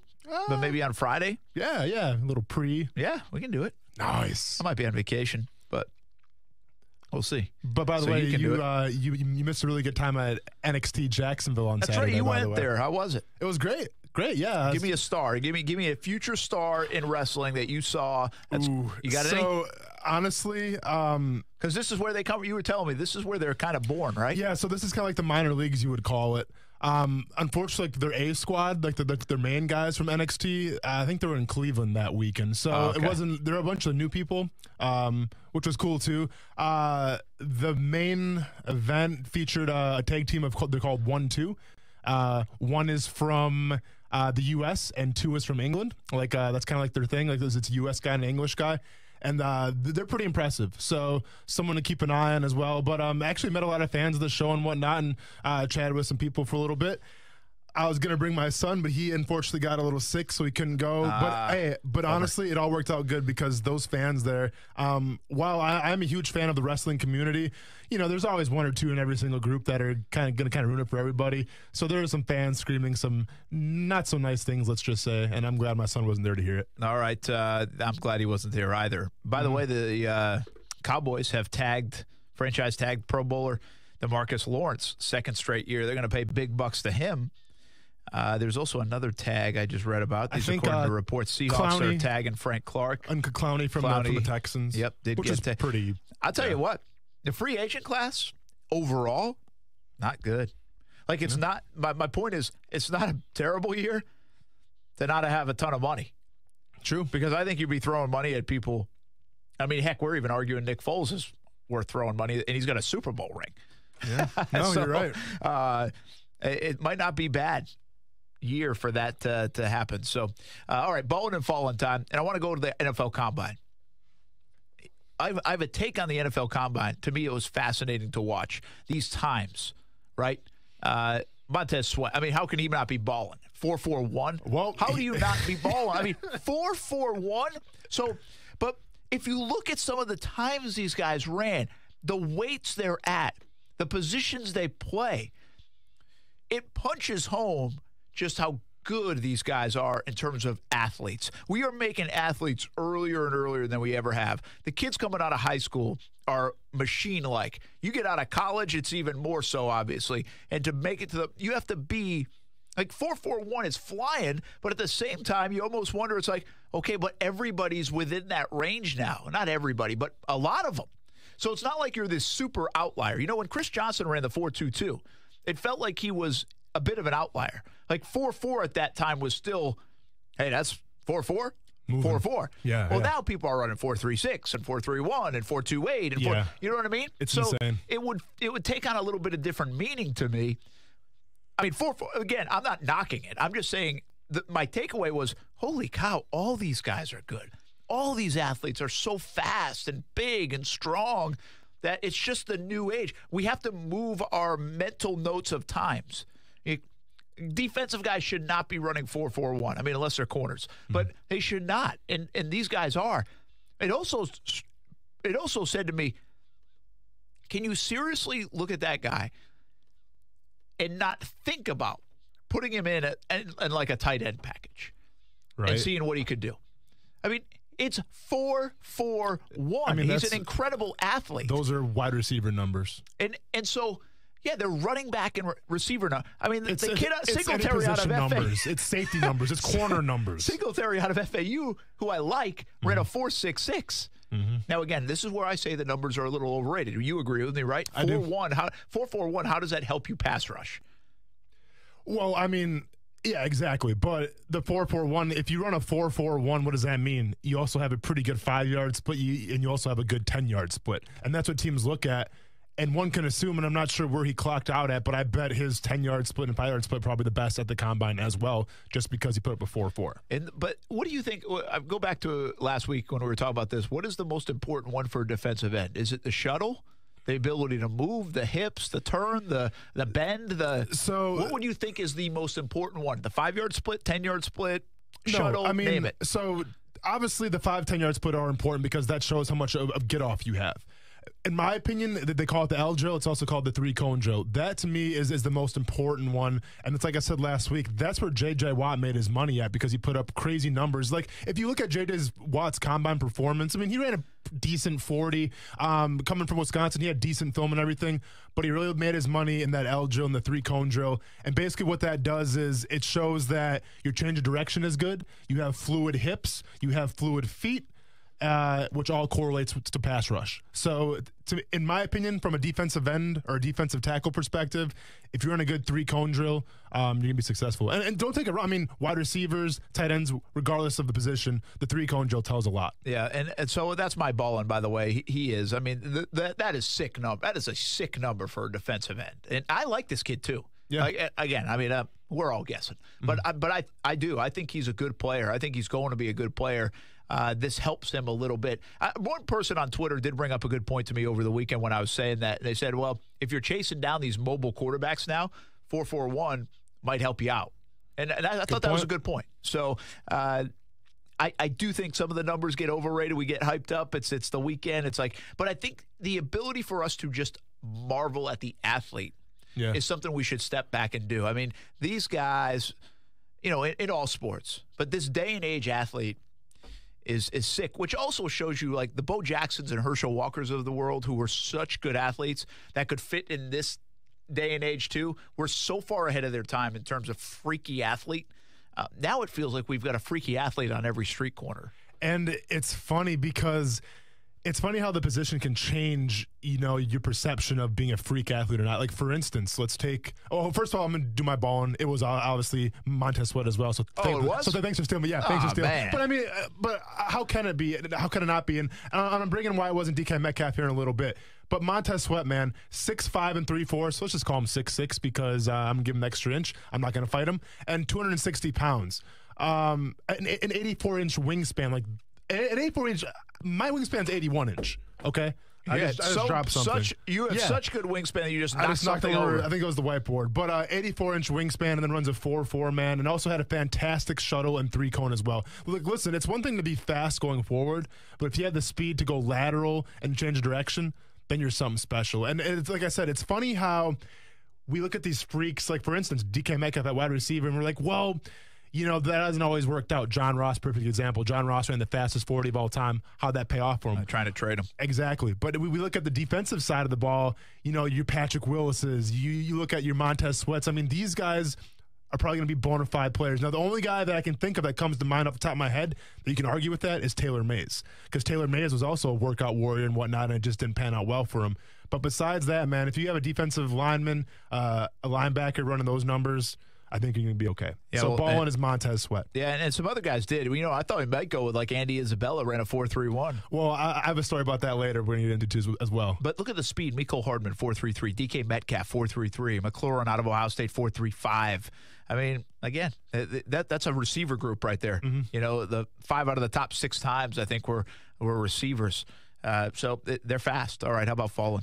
Fallen, well, a couple things. Number one, I have to go Josh Rosen, obviously, because before the combine started, all it was the head coach saying, listen, Josh Rosen's our guy and everything. And now what happens? All of a sudden we get this whirlwind of the GM saying, well, he's our guy for now. So it kind of changed their tune a little bit. And all of a sudden mock drafts have Kyler Murray go number 1 and Josh Rosen getting traded. Literally in the span of a week, Rosen went from being the guy to all of a sudden having his account hacked supposedly and deleting all the Cardinal things. It's just been a mess for Josh Rosen. So he's definitely fallen. Waiting to see what happens, if it's just fodder, if it's just a smoke screen set up by the Cardinals, if there's actually some grounds to him being nervous. All right, my fallen is Ja'Kai Polite, the kid out of Florida. I mean, did you see his combine? Some people say there was a headline, did he just have the worst combine ever? Yeah. And forget about the measurables, it was the interviews too. And I saw something about the interviews where he basically was offended that people were breaking down his game.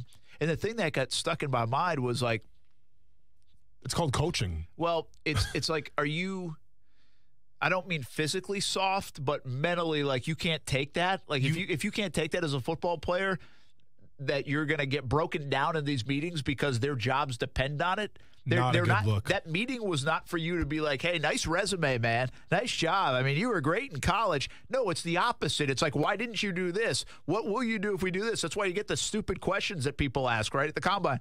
How was he not ready and prepared for that mentally?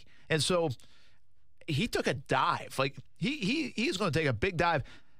And there's some word that it might not be over for him, too. I mean, there might be more stuff with Ja'Kai Polite.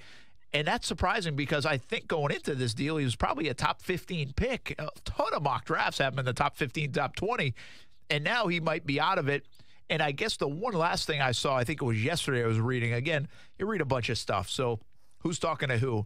But is his passion to play. His passion to man, again, you can't take criticism and you're getting criticized for your passion potentially to play. Those are 2 red flags in a big-time way. Now, the flip side of that is, This could create a big chip. This could create a guy that's ready to prove people wrong. And if you end up getting him in the second round, or if it's a deeper dive than that, you could get a heck of a ton of value out of a guy like this. But if that's the case, he's definitely missing out on some millions of dollars there for that first contract. Yeah. And listen, it's one thing to be a free agent, Antonio Brown, and kind of have an attitude a little bit, and people question if you really want to play and things like that. I get that. But if you're a college kid, and it doesn't matter the pedigree you have, doesn't matter the name on the back of your jersey, doesn't matter what college you went to, how much talent you have. If you're not coachable, teams aren't going to take a gamble on you if you're not coachable, especially if you're not a quarterback. So reading this kid's story and just what happened at the combine, what transpired, it's just you have to shake your head at it, because it's one thing if you get, if you get a little taken back by some of the questions. I remember Des Bryant kind of got into it with the scout because they asked about his mom, something about prostitution, and Des Bryant kind of lost it. I can understand that. I cannot understand a kid who's standing in front of a team getting upset because they're questioning some of his plays that he didn't perform well on his college film. That's coaching. Yeah, that's coaching. They're coaching you. If you can't be coached in a meeting room, how are you going to be coached in the NFL? There's no way. And teams are going to take a risk on you. So, I mean, I hope this kid gets it together, man, because you might have just kissed a lot of millions of dollars by saying, by saying he's not going to be a first-round pick anymore. Yeah, it's too bad. Definitely too bad for him. You had a different fallen as well, right? Outside of the combine stuff. Well, it's more of just the perception, I guess, more than anything is. Obviously, the biggest story set aside from Kyler Murray and his height, DK Metcalf, his combine performance. Listen, he was 6'3", 228 pounds, 1% body fat. Once again, show me the Carfax. I'm not buying that whatsoever. There had to be an error there because I've talked to some doctors, and apparently if you're less than 3% body fat, your brain starts to lose function and things like that. So like I said, either he's a zombie or those numbers are wrong. But listen, a 40-inch vertical, you can't deny, Brent. That's legit. 11.2 broad jump, once again, legit. So the hype chain really started for DK Metcalf, though, obviously, when we ran that 4.33. A guy that big that can run the 4.33 is insane. But here's where I got to say pump the brakes on DK Metcalf. Is he a bona fide top 10 talent? Possibly. Brent, you said it yourself, we get these receivers that are, these workout monsters and they don't always pan out well. Well, something that no one's really talking about is his 3-cone drill and his shuttle drill, which I just talked about for a defensive perspective. Well, let's think about this. You need to have hips, you need to have footwork, you need to have a change of direction for a receiver, correct? I mean, that's one of the most important things. You have to have your feet. Well, the guy, DK Metcalf, ran a 7-3-8 3-cone drill. So now that means nothing to me. Is that good or bad? So to put that in perspective, he was in the 2 percentile of that group. So what does that mean? It means 98% of the receivers that were at the combine, 98% of the receivers at the combine ran better than him in 3-cone drill. Wow. That's surprising. But hey, guess considering what? he excelled at everything else. But now also the shuttle. The shuttle wasn't so good either. Ended up running a 4.5 in the shuttle. In the shuttle, 3%. So that means 97% of the receivers at the combine did better than him at the shuttle. So obviously I saw these numbers. I had to look up some research here, and I had to see, does anybody else compare in the NFL? DeAndre Hopkins actually at the combine ran a 4.5 shuttle, the same that DK Metcalf ran. But now here's the thing. Hopkins supposedly had a calf injury because he opted not to run the 3-cone drill. Well, on his pro day, he ran the 3-cone drill, 6.83, which would have put him, if he was at the combine this year, 6.83 would have put him around, it would have been the 50 percentile, so half and half. DK Metcalf ran a 7.38. So I see the change of direction. I see the shuttle. I see his ability to get out breaks. I mean, listen, we know the guy can fly, and that's great. But if you're a wide receiver, you have to do more than just run fly routes the whole time. I was going to say, that's straight line speed, but not ability to move very well. That's a big red flag. That's what we talked about before the combine, right? Horrible ability to move well. Where does the game speed, making plays is different than track speed. It doesn't always work. Yeah. In fact, I feel like a lot of the track speed guys don't work. I get Chris Johnson has. Some of them do. Yeah. But and then seeing these numbers too, Brent, I had to go back and see Calvin Johnson's numbers. Yeah. Dude, you want to talk about a freak? I mean, he was in the top 90% of everything. Yeah. Of everything. And by the way, he had good mitts too. Yeah, just a little bit. Hey, more Nick Foles talk. Dan Graziano from ESPN joins us next on ESPN 690. It's Golick and Wingo. Hall of Famer Tony Dungy. Rooney Rule in place. A lot of people say it's not working. What's going on with this, and what could be the remedy for this? Ron Rivera, minority defensive coach, has been to a Super Bowl. Mike Tomlin, minority defensive coach, has won a Super Bowl. Anthony Lynn, minority running back coach. So that just kind of echoes my point. It doesn't have to be quarterback coach. Golick and Wingo, weekday mornings at 6 Eastern on ESPN Radio and ESPN2. Guys, the secret is out. If you want healthy sex, your body needs nitric oxide. And now you can boost your nitric oxide production faster than you thought possible with Ageless Male Tonight, the absurdly fast formula from the #1 brand in male enhancement. Just take one capsule an hour before romantic activity. You'll get clinically tested ingredients that rapidly boost nitric oxide production, and it won't go unnoticed. Rush to Walmart and get Ageless Male Tonight. And now, a quick comparison from Grasshopper. When you're always on the go, what would you prefer? An office phone system? Hey, it's Rochelle. Sorry I missed you earlier. Had an errand to run, but I'm back in the office, so give me a call when you get this. Or one that works on your cell phone? No hardware needed, courtesy of Grasshopper. Oh, one sec. It's a business call. Hi, this is Rochelle with Way Forward Partners. How can I help? There's no contest. Put your best voice forward with Grasshopper, the virtual phone system for small business. Try it free at grasshopper.com. You know you love the Dan Le Batard Show on ESPN Radio. We've got limited bathrooms here in the building, and sometimes on occasion, if they have a room empty, I'm allowed to go in between shows and use a bathroom to freshen up. I hear people coming in, and I'm just yelling, "Wait a minute!" But my plan gets exposed when I hear, "Hey, Dan Le Batard!" The Dan Le Batard Show, now 10 to 1 Eastern on ESPN Radio and ESPNradio.com. Broadcasting live from the ESPN 690 Anajar and Levine studios. Anajar and Levine Accident Attorneys. Call 904-600-4000. That's 904-600-4000. ESPN 690. Jacksonville's home for ESPN Radio. WOKV Jacksonville. Listen live everywhere you go on ESPN690.com. ESPN 690, a Cox Media Group station. Radio Sports Center. I'm Kevin Winter for the second consecutive year. DeMarcus Lawrence has been given a franchise tag by the Dallas Cowboys. However, unlike last year, Lawrence doesn't appear to be in a rush to sign this one. News first reported by the NFL Network, confirmed by ESPN. Lawrence is going to be tagged by the Cowboys, which means he'll make at least $20.5 million this season because it's his second year on the tag if the two sides can't reach a deal by July 15th. The same theory is used by the Houston Texans today for pass rusher Jadeveon Clowney. General manager Brian Gaines says the goal is to get a long-term deal done. The Texans gave Clowney the franchise tag. Tiger Woods has withdrawn from this week's Arnold Palmer Invitational at Bay Hill because of a neck strain. Woods said on Twitter that he's been receiving treatment on his neck, but it hasn't improved to where he can play. He added the lower back, by the way, is fine, and he hopes to be ready for the players next weekend. San Francisco Giants president and CEO Larry Baer taking a leave of absence following the release of the video last week showing he and his wife in a physical altercation in a public plaza. This month, get a free Chase Elliott racing hat with any $25 purchase at participating Napa Auto Parts stores. Get anything you need and a free Chase Elliott hat. That's Napa know-how. While supplies last. Offer ends March 31st, 2019. You watch Action Sports Jax on CBS 47 and Fox 30. Now Action Sports Jax is on your radio. Broadcasting live from the ESPN 690 Anajar and Levine studios. Here's your host, Brent Martineau.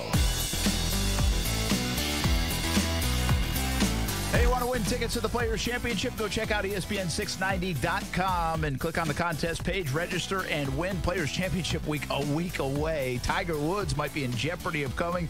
Phil Mickelson commits to the Players' Championship today, though, so the field will be strong as usual. First time it's been played in March in quite some time. Looking forward to it. It's sneaking up on us because we have all this Nick Foles talk as well. Brent Martineau along with former Jags player Austin Lane. Kuz is here as well. And right now we're happy to be joined by Dan Graziano from ESPN, who is extremely busy.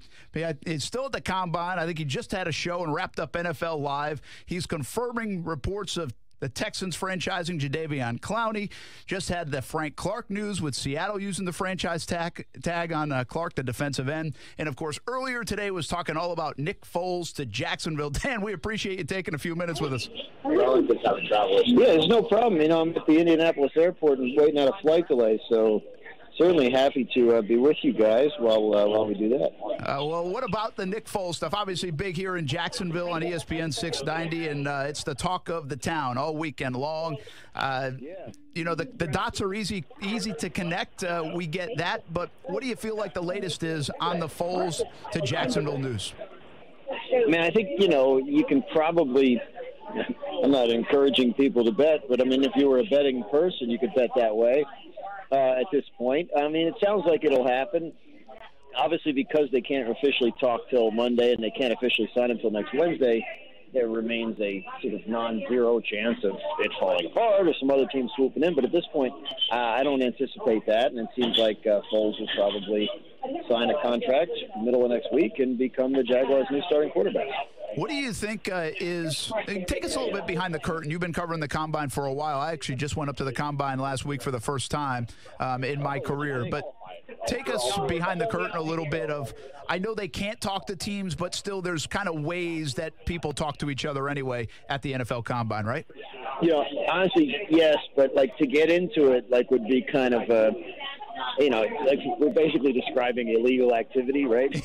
So, I'm looking across the airport bar and there's Jaguars front office people. I don't want to get anybody in trouble. I think suffice it to say every team does it. There are enough back channel conversations in Indy that people end up leaving here having some sense of what's going to happen. How much of this? Is that fair? Absolutely fair. Yeah, I mean, you get it. It's a game of telephone essentially. What do you think? How much do you think the likelihood of Jacksonville and Nick Foles' marriage is the fact that, number one, there are not a ton of suitors. Teams looking for the veteran QB, paying $18, $19, $20 million, and specifically really might mean Washington and the New York Giants are not interested in Foles. Yeah, those are two kind of, different sides of the same coin, right? There aren't a lot of suitors. With Flacco headed to Denver, again, a move that can't be official till next week, the musical chairs are kind of running short, right? So sounds like Miami is probably focused on the draft for quarterback, although we don't know for sure what their plans are. Giants look like they're going to do one more year of Eli Manning and also draft a guy to replace him. And Washington's up against it with the cap. Remember, they got to pay Alex Smith even though he's not playing. So the idea of paying two quarterbacks $20+ million a year, that's not really palatable for any team. And Washington has other needs. So, yeah, I think it was, like you said at the beginning, the dots were very easy to connect, and it looks like they've been connected. And, it'll be a matter of what the deal ends up being. But I think, I'm sure they'll treat it fairly. You don't want your starting quarterback to feel like, you went cheap on him. And, I think it'll be good. I think with John DeFilippo there, there's a chance to recreate some of what happened in Philly a couple of years ago. And it's a quarterback that's playing at a high level of confidence, that his career has gotten a second wind, and it's possible Jacksonville, will be really happy with this decision. Dan Graziano with us from ESPN, obviously getting back from the NFL Combine. He's actually in the Indianapolis airport right now, so we appreciate him taking a couple of minutes as his flight is delayed, talking about the Nick Foles situation to Jacksonville. How do you look at this, Dan? Do you think this is, hey, we're in on Nick Foles and hopefully he's our guy for the next 5 or 6 years, or does this just buy them a little bit more time at more of an elite level to get their franchise QB, maybe not this year, but next year or 3 years down the road? I'll tell you what, I'd be real surprised if they give him a 5-year deal. I would think, not knowing what the deal will be, but again, doing my dot connecting, a little bit of, hopefully educated guessing, I would think it'd be something like what Case Keenum got from the Broncos last year, but a little bit more. Now, that deal was 2 years, $36 million with $25 million guaranteed. So project it out, give it another year, add a little bonus for being a Super Bowl MVP. Let's say it's 2 years, $42 million with 25, 27 guaranteed. Now, that's the kind of deal where if it doesn't go well the first year and you want to make a change or you want to draft a guy, you can kind of get out of it, the way the Broncos are doing with Keenum, the way the Jaguars are doing with Bortles after re-signing him last year. So I would expect a deal similar to that in structure. And then that leaves open the possibility, yeah, look, at Foles' age, he could play another 10 years. And so if it goes well, then you look this time next year at maybe extending him. And if it doesn't, then maybe you look this time next year at a draft where people are fired up about the quarterback.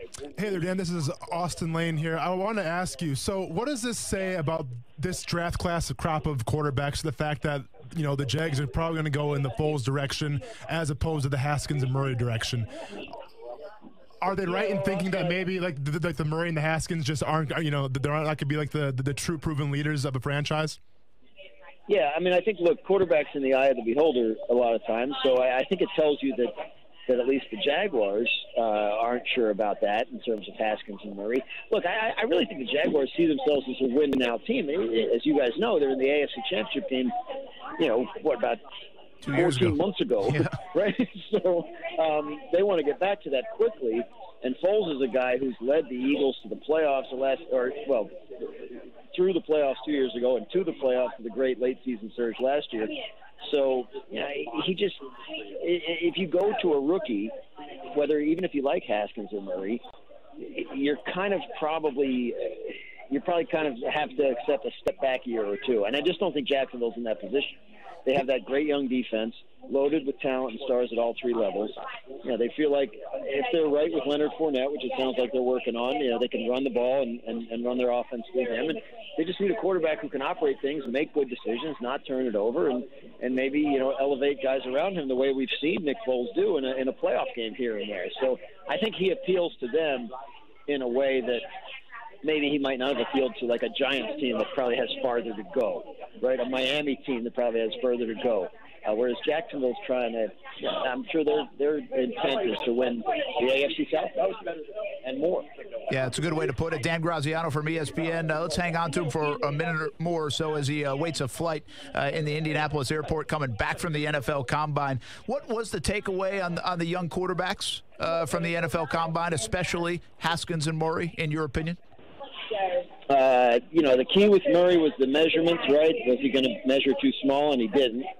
So, like, if you want to fall in love with Kyler Murray, you know, the measurements kind of allow you to, right? You can't, is he the same size as Russell Wilson? Great. And I think people see him as a real high-ceiling guy. He throws it like crazy. He can run around. He just has all the skills. So if you're convinced on his size and his ability to hold up, then sure, you could draft him real high. And Haskins, a different kind of player, doesn't run at all, pure pocket passer, but a great thrower of the football. I think he showed that here. You know, people were really impressed with the way he went through the drills in terms of throwing the ball placement, arm strength, all that. So I think these guys showed what they were expected to show. I mean, Drew Lock from Missouri could be a later part of the first-round guy. He's got the skills for it. People wonder about the production level last year at Missouri, but, you know, and then Daniel Jones from Duke, not the greatest, not the strongest arm in the world. And then he moved down into the middle rounds, and people like Jarrett Stidham from Auburn, and I heard good things about Gardner Minshew from Washington State. So you can see some teams trying to address it in the middle rounds with some developmental prospects. Dan, I want to ask you, what are your thoughts about DK Metcalf? Because obviously at the Combine put up some of the biggest numbers you've ever seen. Supposedly he's 1.8 body fat percentage or whatever like that. And he also ran a 4.3 40, legit. But let's be honest, though, his three-cone drill and his shuttle drills weren't that great. Is there any hesitation to put him in the top 10 just because of those numbers? Well, I just want to address the body fat thing first, because I feel like that's too low a number. Like, it's for a living organism. That's what I said, too. And, I mean, I'm not, you know, obviously mine is considerably higher, but my thought was like, you know, 3-4% is ideal. How do you get under 2? Is that okay? So I don't know. Maybe he's engineered himself to a degree that we've never seen.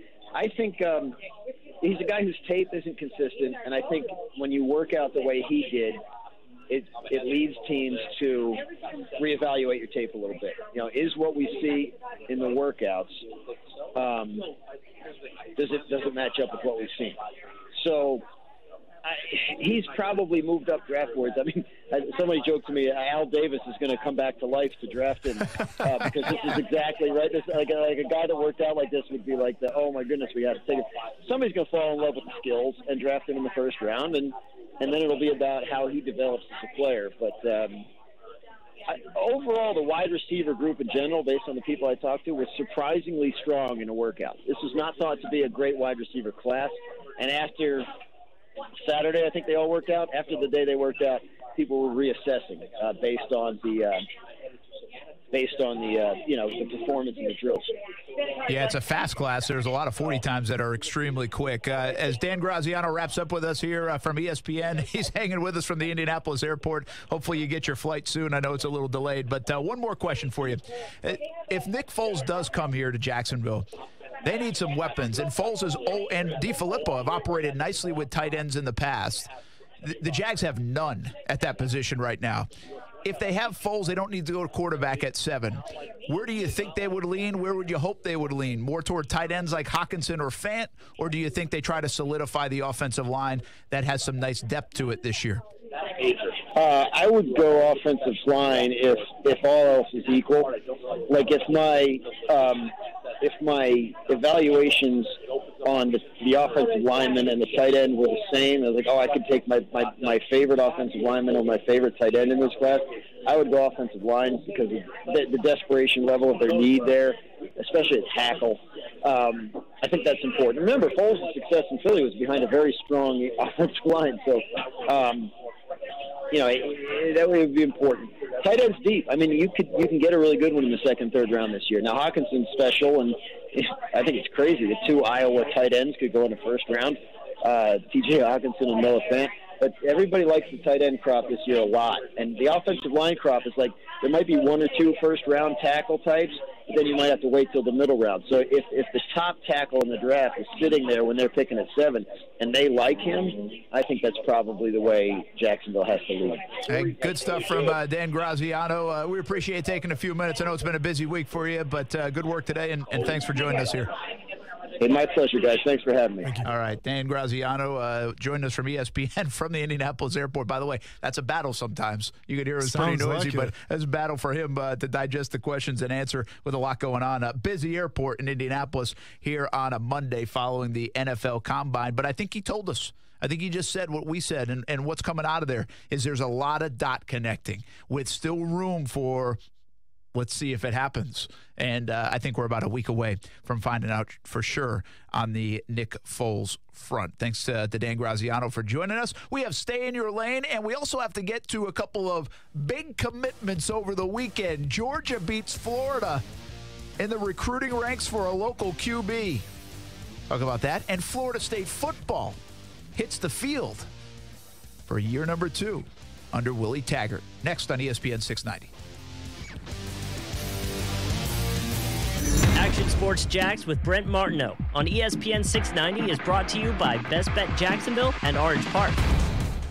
At Diamonds Direct, we tell you all the time all the great reasons to come see us. But the truth is there are some reasons why you should not go to Diamonds Direct. Like if you want to pawn your old gold, we can't help you. If you want silverware, crystal, porcelain, or china, you won't find it at Diamonds Direct.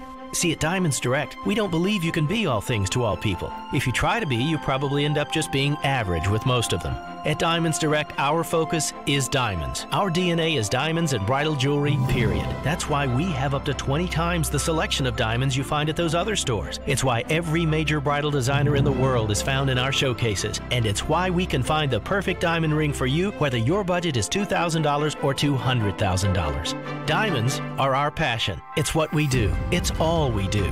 So, just letting you know, it's a big mistake if you come see us looking for a silver cake cutter. But the biggest mistake of all is not coming to us for a diamond or engagement ring. Diamonds Direct, Jacksonville's direct diamond importer, at the markets at Town Center. DiamondsDirect.com. Peace of mind. It's one of the most important things we can have and sometimes the most elusive. I'm Ellie Anajar from the Law Offices of Anajar and Levine. If you've been involved in a hit-and-run accident, call the Law Offices of Anajar and Levine at 904-600-4000. Office in Jacksonville. It's time for another shout-out to all the North Florida poker fans. This is Allie McDeal from both Best Bet Poker Rooms in Jacksonville and Orange Park. If you still haven't taken the first step and made it out to see us, you won't believe the amount of entertainment you're missing out on. For an experience of a lifetime, try your hand in a game of poker and check out our simulcast wagering on greyhounds, horses, and highlife from around the country. Did I mention it's the best hand-rolled sushi in town? Check out our website at bestbetjacks.com for more details and information, and head to either Best Bet location. Come play. It's hard to beat that new car smell, especially when it's a brand new Hyundai. Hey, everybody, it's Brent Martin of Action Sports Jacks, and I think we can all agree there's something to that new car smell you just can't beat. You also can't beat the exceptional service at the new Jenkins Hyundai of Jacksonville. It's a brand new dealership here in town, and my friends at Jenkins Hyundai of Jacksonville live by giving you the most superb car buying experience you can get. No one likes to be haggled or pressured when buying a car. The staff at Jenkins Hyundai of Jacksonville understands this and emphasizes their no-risk, no-pressure approach. They'll help you find the right car for you at the right price. And if you are not 100% satisfied with your new car, you can bring it back to Jenkins Hyundai of Jacksonville within the first 7 days for your money back. The Hyundai you want, the service you deserve, all with the limited lifetime warranty that's good anywhere in the United States. Schedule a test drive at JenkinsHyundaiofJacksonville.com. And make sure you tell them Brent Martineau sent you. If Dell Demps had moved, Anthony Davis, as general manager for the New Orleans Pelicans, he would have been fired. You know, you had teams in smaller markets on the phone calling him, imploring him not to capitulate to the demands. The Stephen A. Smith Show, weekdays from 1 to 3 p.m. on ESPN 690. Now, back to Action Sports Jacks with Brent Martineau on ESPN 690 and ESPN690.com.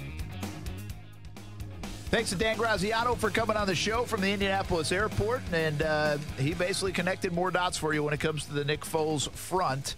Talking more from the NFL Combine and what's coming out of the NFL Combine. I thought it was interesting. I asked him just give us a little behind the curtain. He said, well, probably not going to share too much on that because, well, the Jags brass, or some of them, are right across the bar for me right now as I wait out this delay at the airport. That's kind of like when I asked you about the whole Paul Kaharski, Jason Lacafora. Yeah, it was. That's right. Jason was right next to you. So yeah. I get his point. Yeah, for sure. Well, I mean, I think we can all. It was probably a dumb question on my part because I think we can all figure out how it goes on.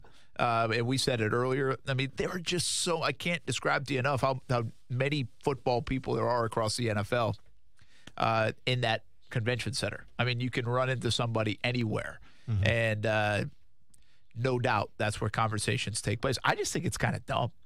I think it's dumb that they have to, there's no tampering that can go on. Like, I think they should be able to talk. You kind of know they're talking anyway. They're talking anyways. Just let them talk. Yeah. And then you get, because I think eventually what I said earlier in the show is people will, the brass will say, hey, this is harder to do our job when rumors are coming out of here anyway, and then it's hard to get deals done. Let's just try to get the dang things done. And we either start the league year a bit earlier, or, you know, we can get the tampering period 10 days instead of 3. I'm sure there's a reason there isn't, but at least in this situation, I don't really understand that reason. ESPN690.com, the place to go to win Players Championship tickets. You can do that right now. ESPN690.com. You can listen to the show. You can also go to the contest page and register to win Captain Club weekly passes to the Players Championship. It's coming up in just a week. The Players Championship will be here. Brent Martineau, Austin Lane, Coos is here, and now Action Sports Jack Stuart Weber is here as well. What an entrance. Yes, indeed. I feel like he almost has to walk in at that same time. He needs to time it better. He was already sitting down. It's radio. They can't see it. Yeah, don't ruin it for people, Brent. Let them use imagination. I might have literally just walked in. Dude, yeah. They can see it for us. No, they can't. Oh, they actually can't see you. Yeah, no, I'm in the no zone. They can see us on Facebook, ESPN 690 page, YouTube. When are we getting the second camera, by the way, that can see me over here? I don't know, Wax, if you're listening, we need Dave Wax. Come on, Dave Wax, paging Dave Wax. I'll tell you what I asked the boss, too, is you see that mounting pod over there next to you? I think it's over there. Yeah. Yeah, that's supposed to go right there behind you, and we're going to get a nice TV in here so we can watch some basketball. And Kuz is shaking his head no because he's a hater. I've been given the information that we have to explore other channels. Why? Instead of drilling into the wall. We can put it on something. We can still bring it in. We just can't drill into these things because they were apparently not cheap. No, they weren't cheap. Yeah, I heard that. Oh, well, then you're going to be upset because I pinned basically all my posters I hung up in here. Yeah, but you didn't and drill made holes in But it. not like a drill. Just little, okay. You know, those are fine. All right. Yeah. What we're going to have to do is probably get a TV, like, on a stand. Well, no, and there's a bunch of, like, little stands and desks in the hallway because of all the construction and people moving in. So I just say we grab one of those, bring it in, and we just prop it up somewhere. It is interesting. We haven't needed it yet. You know, Well, really, like we haven't been like starving without it, but we got March Madness is coming. March Madness is coming. If there's not a TV right in front of me for March Madness, Brent, then consider this my 2 weeks notice right now. That's all I'm saying. You heard it here. Have you even got a paycheck yet? I have not. Sure haven't. Wait a minute. Still waiting. No, I tell you what, though, you brought in enough stuff that I can't even see Weber anymore. Not that that's a bad thing, Sorry, but I have to man. like stand up. Well, it's just some football helmets. I'm new here. What's the new helmet here? So that high is school? that is the Iowa Scandinavian Thunderbird helmet there, sir. Nice. Yeah. See, we have some Pride stickers on there and some POW stickers. So, yeah. Nice. You orange and black. That's like the Ashland Arrows. Very aggressive color scheme we had. It is. Yeah. That's like the Orange Park Red Raiders. Mm-hmm. Or Raiders. They're not the Red Raiders. They're No, the Raiders. That would be weird if they were the Orange Park Red Raiders. What's up, Weber? What's happening? Have a good trip to the city? Yeah. A little snow up there in the Big Apple. It was good, though. No, I had a good time. Did some axe throwing. I saw that. How was that? It was cool. Fun? Yeah. Hard or easy? Looks hard. You get a hang of it pretty quickly. Okay. You can do that in town, right? At Yeah, they got it at Autobahn. Autobahn? I Yeah. believe there's another place that has it as well, but I do know Autobahn has it for sure. But this was their sole thing that they had at this place. Cool. It was only for axe throwing. Okay. And drinking. They had a bar, too, which... I feel like drinking and axe throwing is a That bad doesn't seem like combination. it should go hand in hand. What's the liability insurance on that? Yeah, it's probably pretty high, but you sign a waiver. So, Nah, it sounds there's okay, that. that's it. Yeah. Waiver takes care of it. But no, it was good. Did a little off-brand Harry Potter concoction class where you made some cocktails, but it was off-brand, so they couldn't use like the words from Harry Potter and stuff like that. But you had a robe on. You were doing like wizard. It was like, can't believe it's not butterbeer. Right, there you go. I like it. Nice, Coos. I like what you're doing back Look at there. you, man. But no, it was good. He's so satisfied with himself for that comment. Look, he took his earphones off. He's like, all right, I'm done for the day. So, Dave, Mic we drop. also need a camera on Coos so we can get his reaction. Yeah, every we got to time he work. does I got to something get like on that now. Things have settled down. The show's rocking and rolling a little bit. We got Nick Foles coming to Jacksonville potentially. We got the Players' Championship moments away. Now it's time to get a couple more cameras in here. Yeah, absolutely. It's a busy week around here, and we also got some high school boys basketball, by the way. Yeah, what do you got? Give us an update. We got NFEI. When I last checked, they were up double digits with a minute to go, so I'm pretty sure they got the win in their state semifinal in 2A. And I can confirm they did win 62-48. So the Eagles of North Florida Educational Institute are moving on to the championship game tomorrow. We got 4 more teams playing this week. On Wednesday, it'll be UC, University Christian, Jackson, and Paxson all playing in separate classifications. And then on Friday, Fleming Island hits the court. So busy week. We had 4 girls team make it, and now 5 boys teams playing down in Lakeland. Got to win 2 games down there to bring home a title. All right, sounds good. Hey, Carson Beck, Mandarin quarterback, state championship quarterback, was committed to Alabama. Then he decommits. Then there's talk he's going to Florida. And people think, oh, Florida might be the guy. No, ends up at Georgia. Goes up and visits and says, I'm a Bulldog now. What a get up there for Georgia. And a big blow to Florida, right? Yeah, absolutely. And, Georgia's had such a hard time getting good recruits lately. Oh, my goodness. Especially quarterbacks. Especially at the quarterback Is position. Beck a 5-star? Has he been labeled a 5-star yet, or is he a 4-star guy? I think he's 4. I believe he's 4. I think he's 4. Yeah.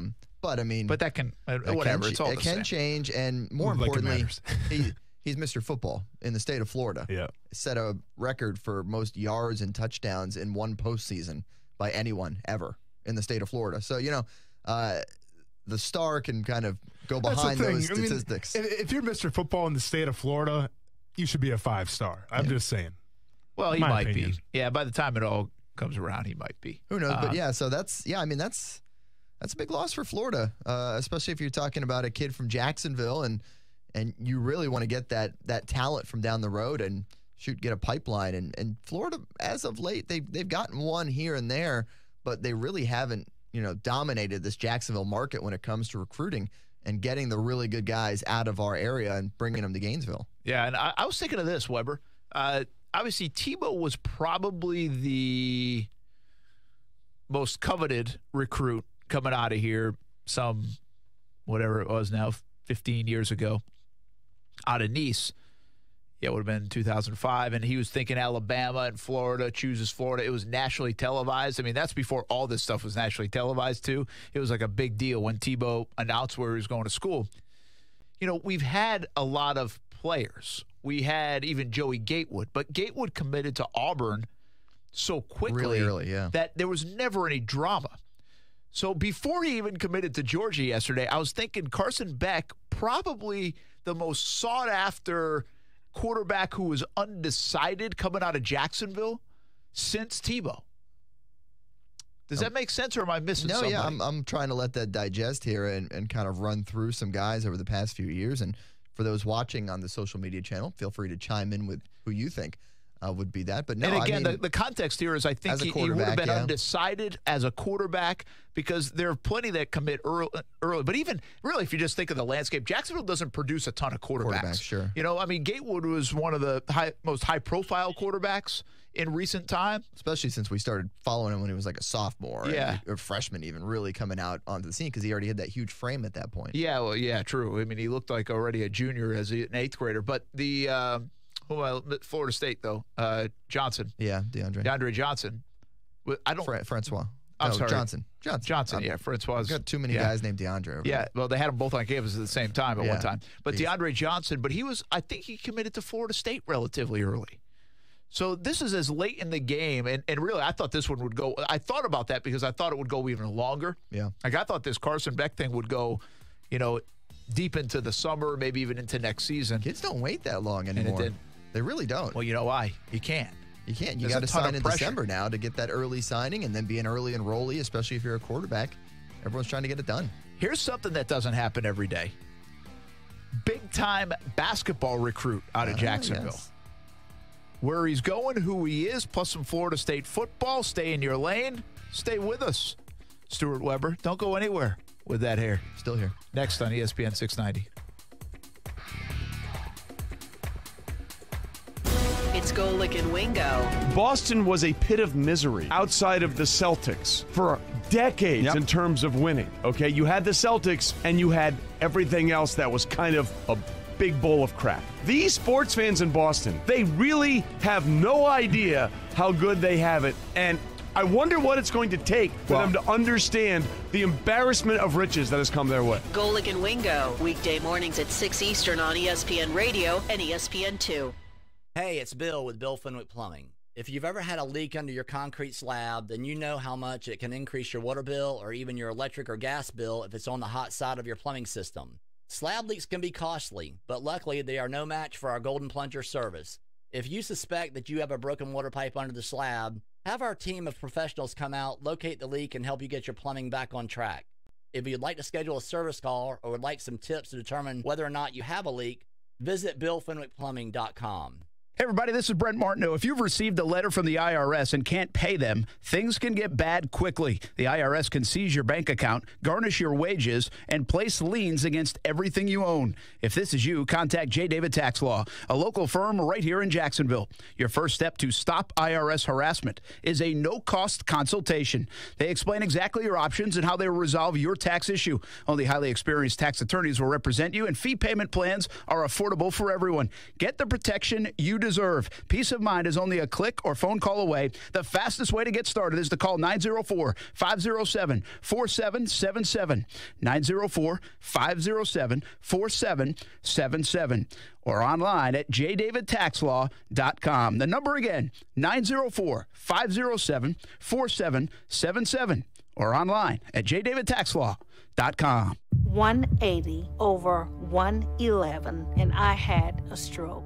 I couldn't speak or walk. 150 over 90, and I had a stroke. This is what high blood pressure sounds like. You might not feel its symptoms, but the results from a stroke are far from silent. Get back on your treatment plan or talk with your doctor to create a plan that works for you. Go to loweryourhbp.org. Head to toe, everything's changed. Brought to you by the American Stroke Association, American Medical Association, and the Ad Council. Sports Center updates at the top and bottom of every hour. And the latest breaking news and sports around the clock. Listen live everywhere you go on ESPN690.com. This is ESPN 690.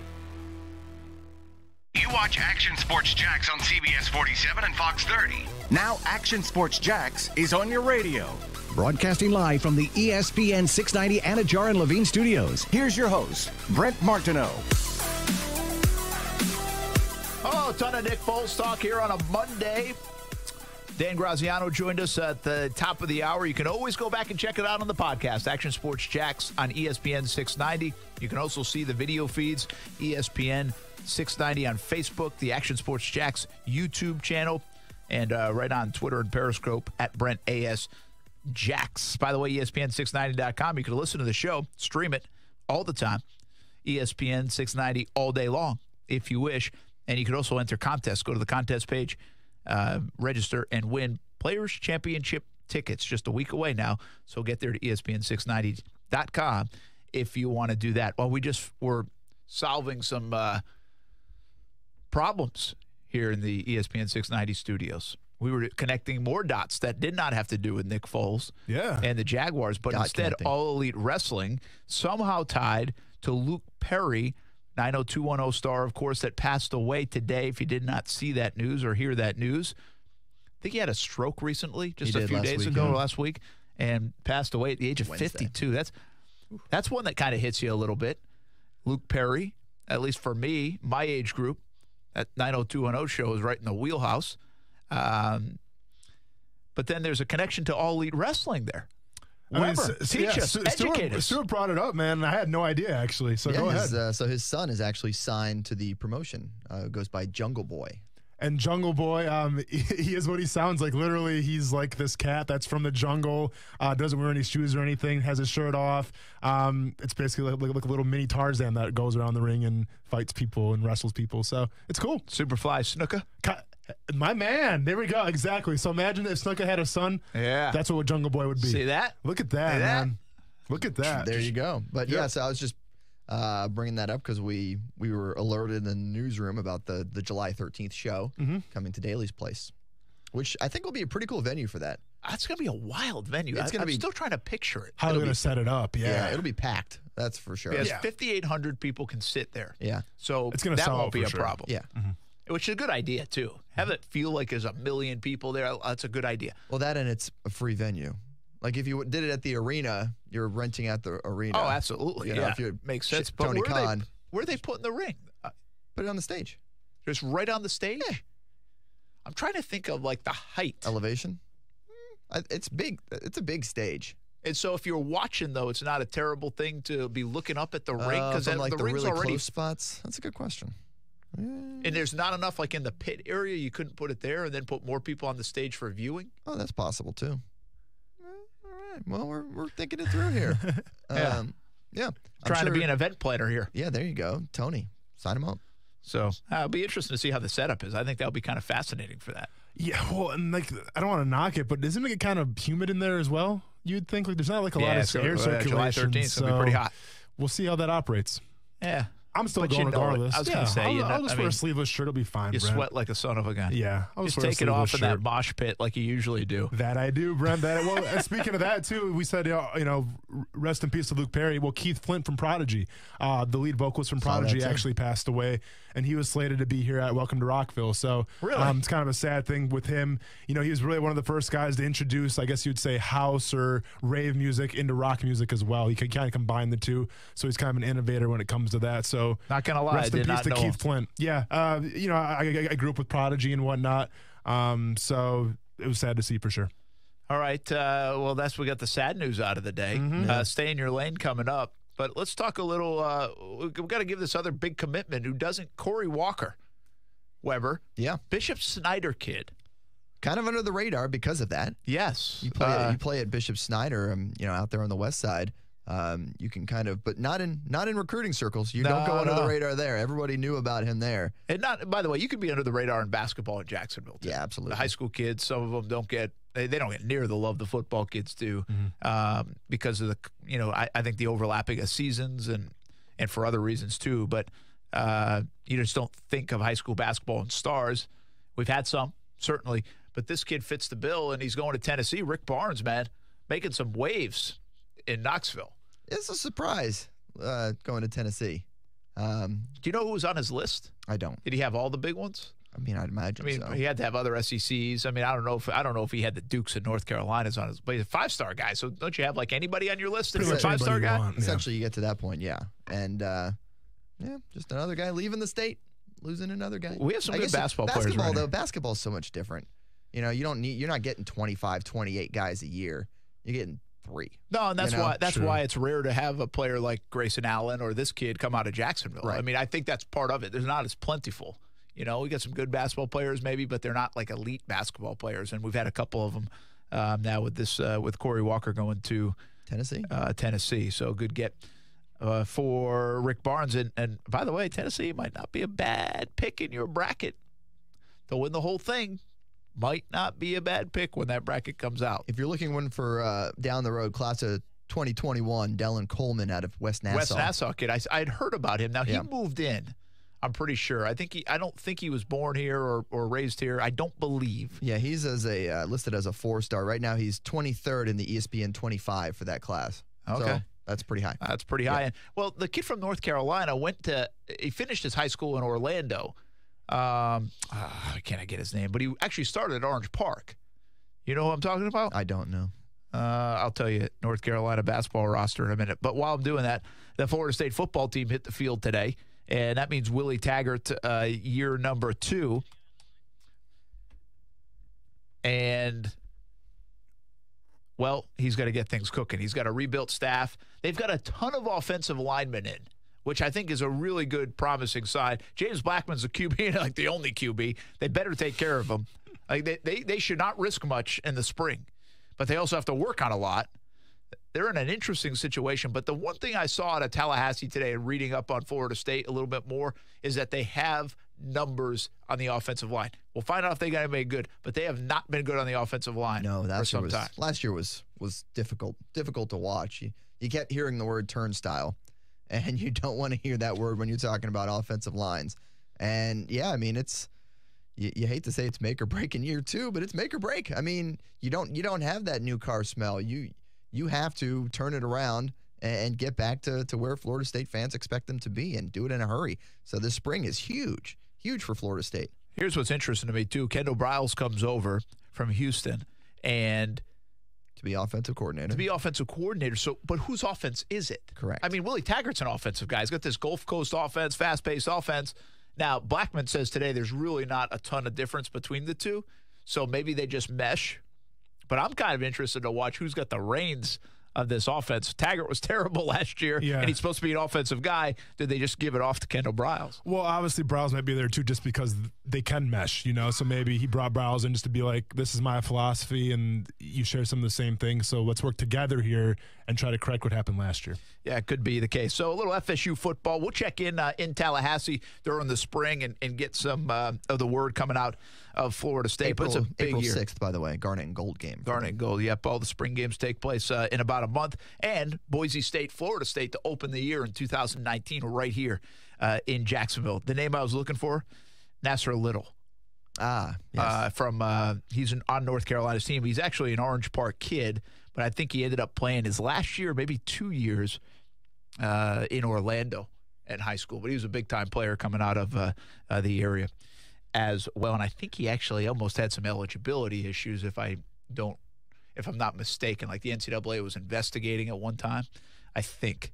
Stay in your high school, kids. I was going to say, well, I should stay in my lane there, too, because if I'm not certain, I probably shouldn't think about that. But anyway, he is at North Carolina. He's been playing for them, so I think everything has worked out. We are going to stay in our lane, or Austin's going to stay in his lane. When we come back, we got a call as well, talking about free agency and the draft, and one more segment on Nick Foles. Final thoughts to end a show on a Monday. And we're going to be talking about Foles for a while. The Foles frenzy is just getting warmed up in Jacksonville. Stay with us on ESPN 690. See, very intrigued by the Dan Le Batard Show on ESPN Radio. Is an unhappy Thon Maker the answer? 53% of the audience said yes. Thon Maker is going to excite anybody who hasn't seen Thon Maker play, correct?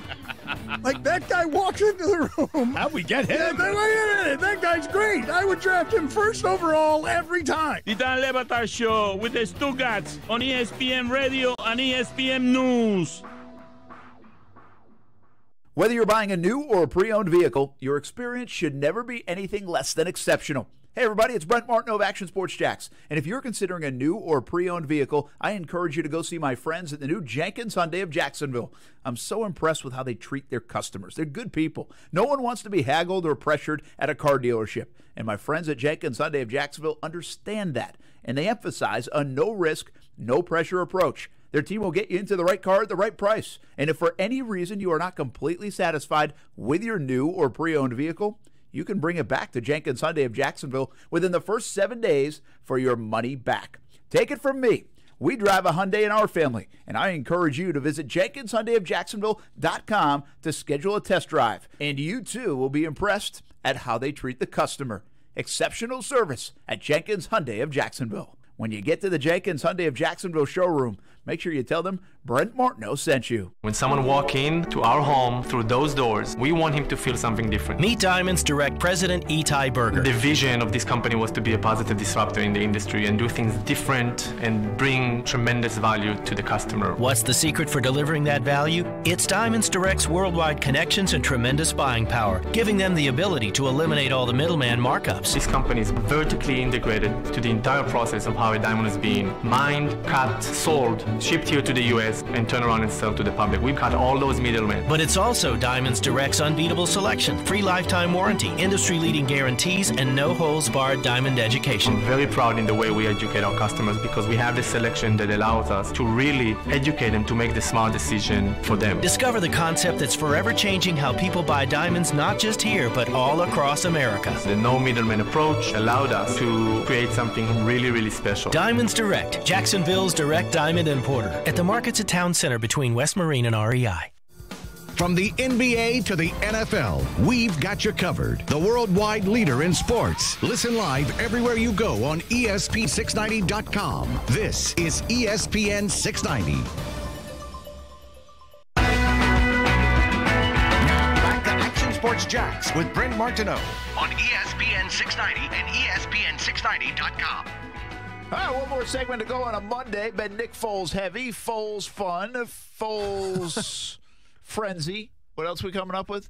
90 Foles. Don't ask who is that question. Yeah, I'm not allowed to answer, apparently. No, he did. But actually, it wouldn't be like an FCC violation if you used the term in the right way, we heard. Yes, but That's the what way we found out. that it's being used is not okay. Yeah. So It's not worth risking, I feel like, Brent. No, it's really not. Yeah. Still very highly disappointed in Kuz for putting it on Twitter. I would be too. Who would have thought of all of us, Kuz was the first one to really cross the line? I thought for sure I had that wrapped up, but I've been on my best behavior so far on the show. I don't know. You might have already crossed the line. We've had some meetings and you just didn't know about it. Oh, that's cool. Well, that could have taken place, Brent, too. Since day one, I've had my apology ready to go, so you just let me know when I should use it. You might want to hand it to Kuz. Fair enough. for the most part, people were excited about it or just like, hey, we're better than this. Yeah. Brent Martineau along with Austin Lane and Justin Kuzart. Kuz, blame him for everything. That's what we do. And on the phone right now is Gary. Now, listen. Before we well, I got to ask Gary something. Is it Gary with 2 R's, or did Kuz just spell it with 2 R's? Spell. It's 1 R. 1 R. I was going to say, because the only Gary with 2 R's that I know is Gary Smits from the Florida Times Union. We call him Gary Marshall, the director. Ah, okay. We call him Gary sometimes.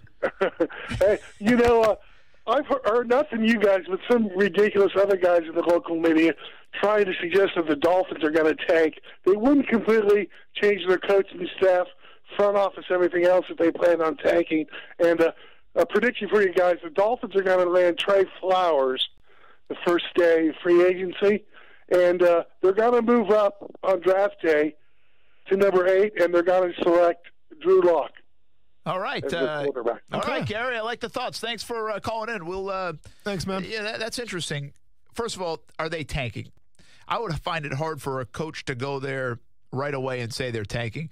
They do have some issues. They've got to get out from underneath this Tannehill salary and dead cap issue. They don't have a ton there. I mean, they can probably tank without even looking like they're tanking. There's not a lot there. They're an okay team at the very best. But, I mean, we've seen it. When people go try to rebuild, I mean, look, you can contend that the Raiders are doing it. The Jags did it back in 2013.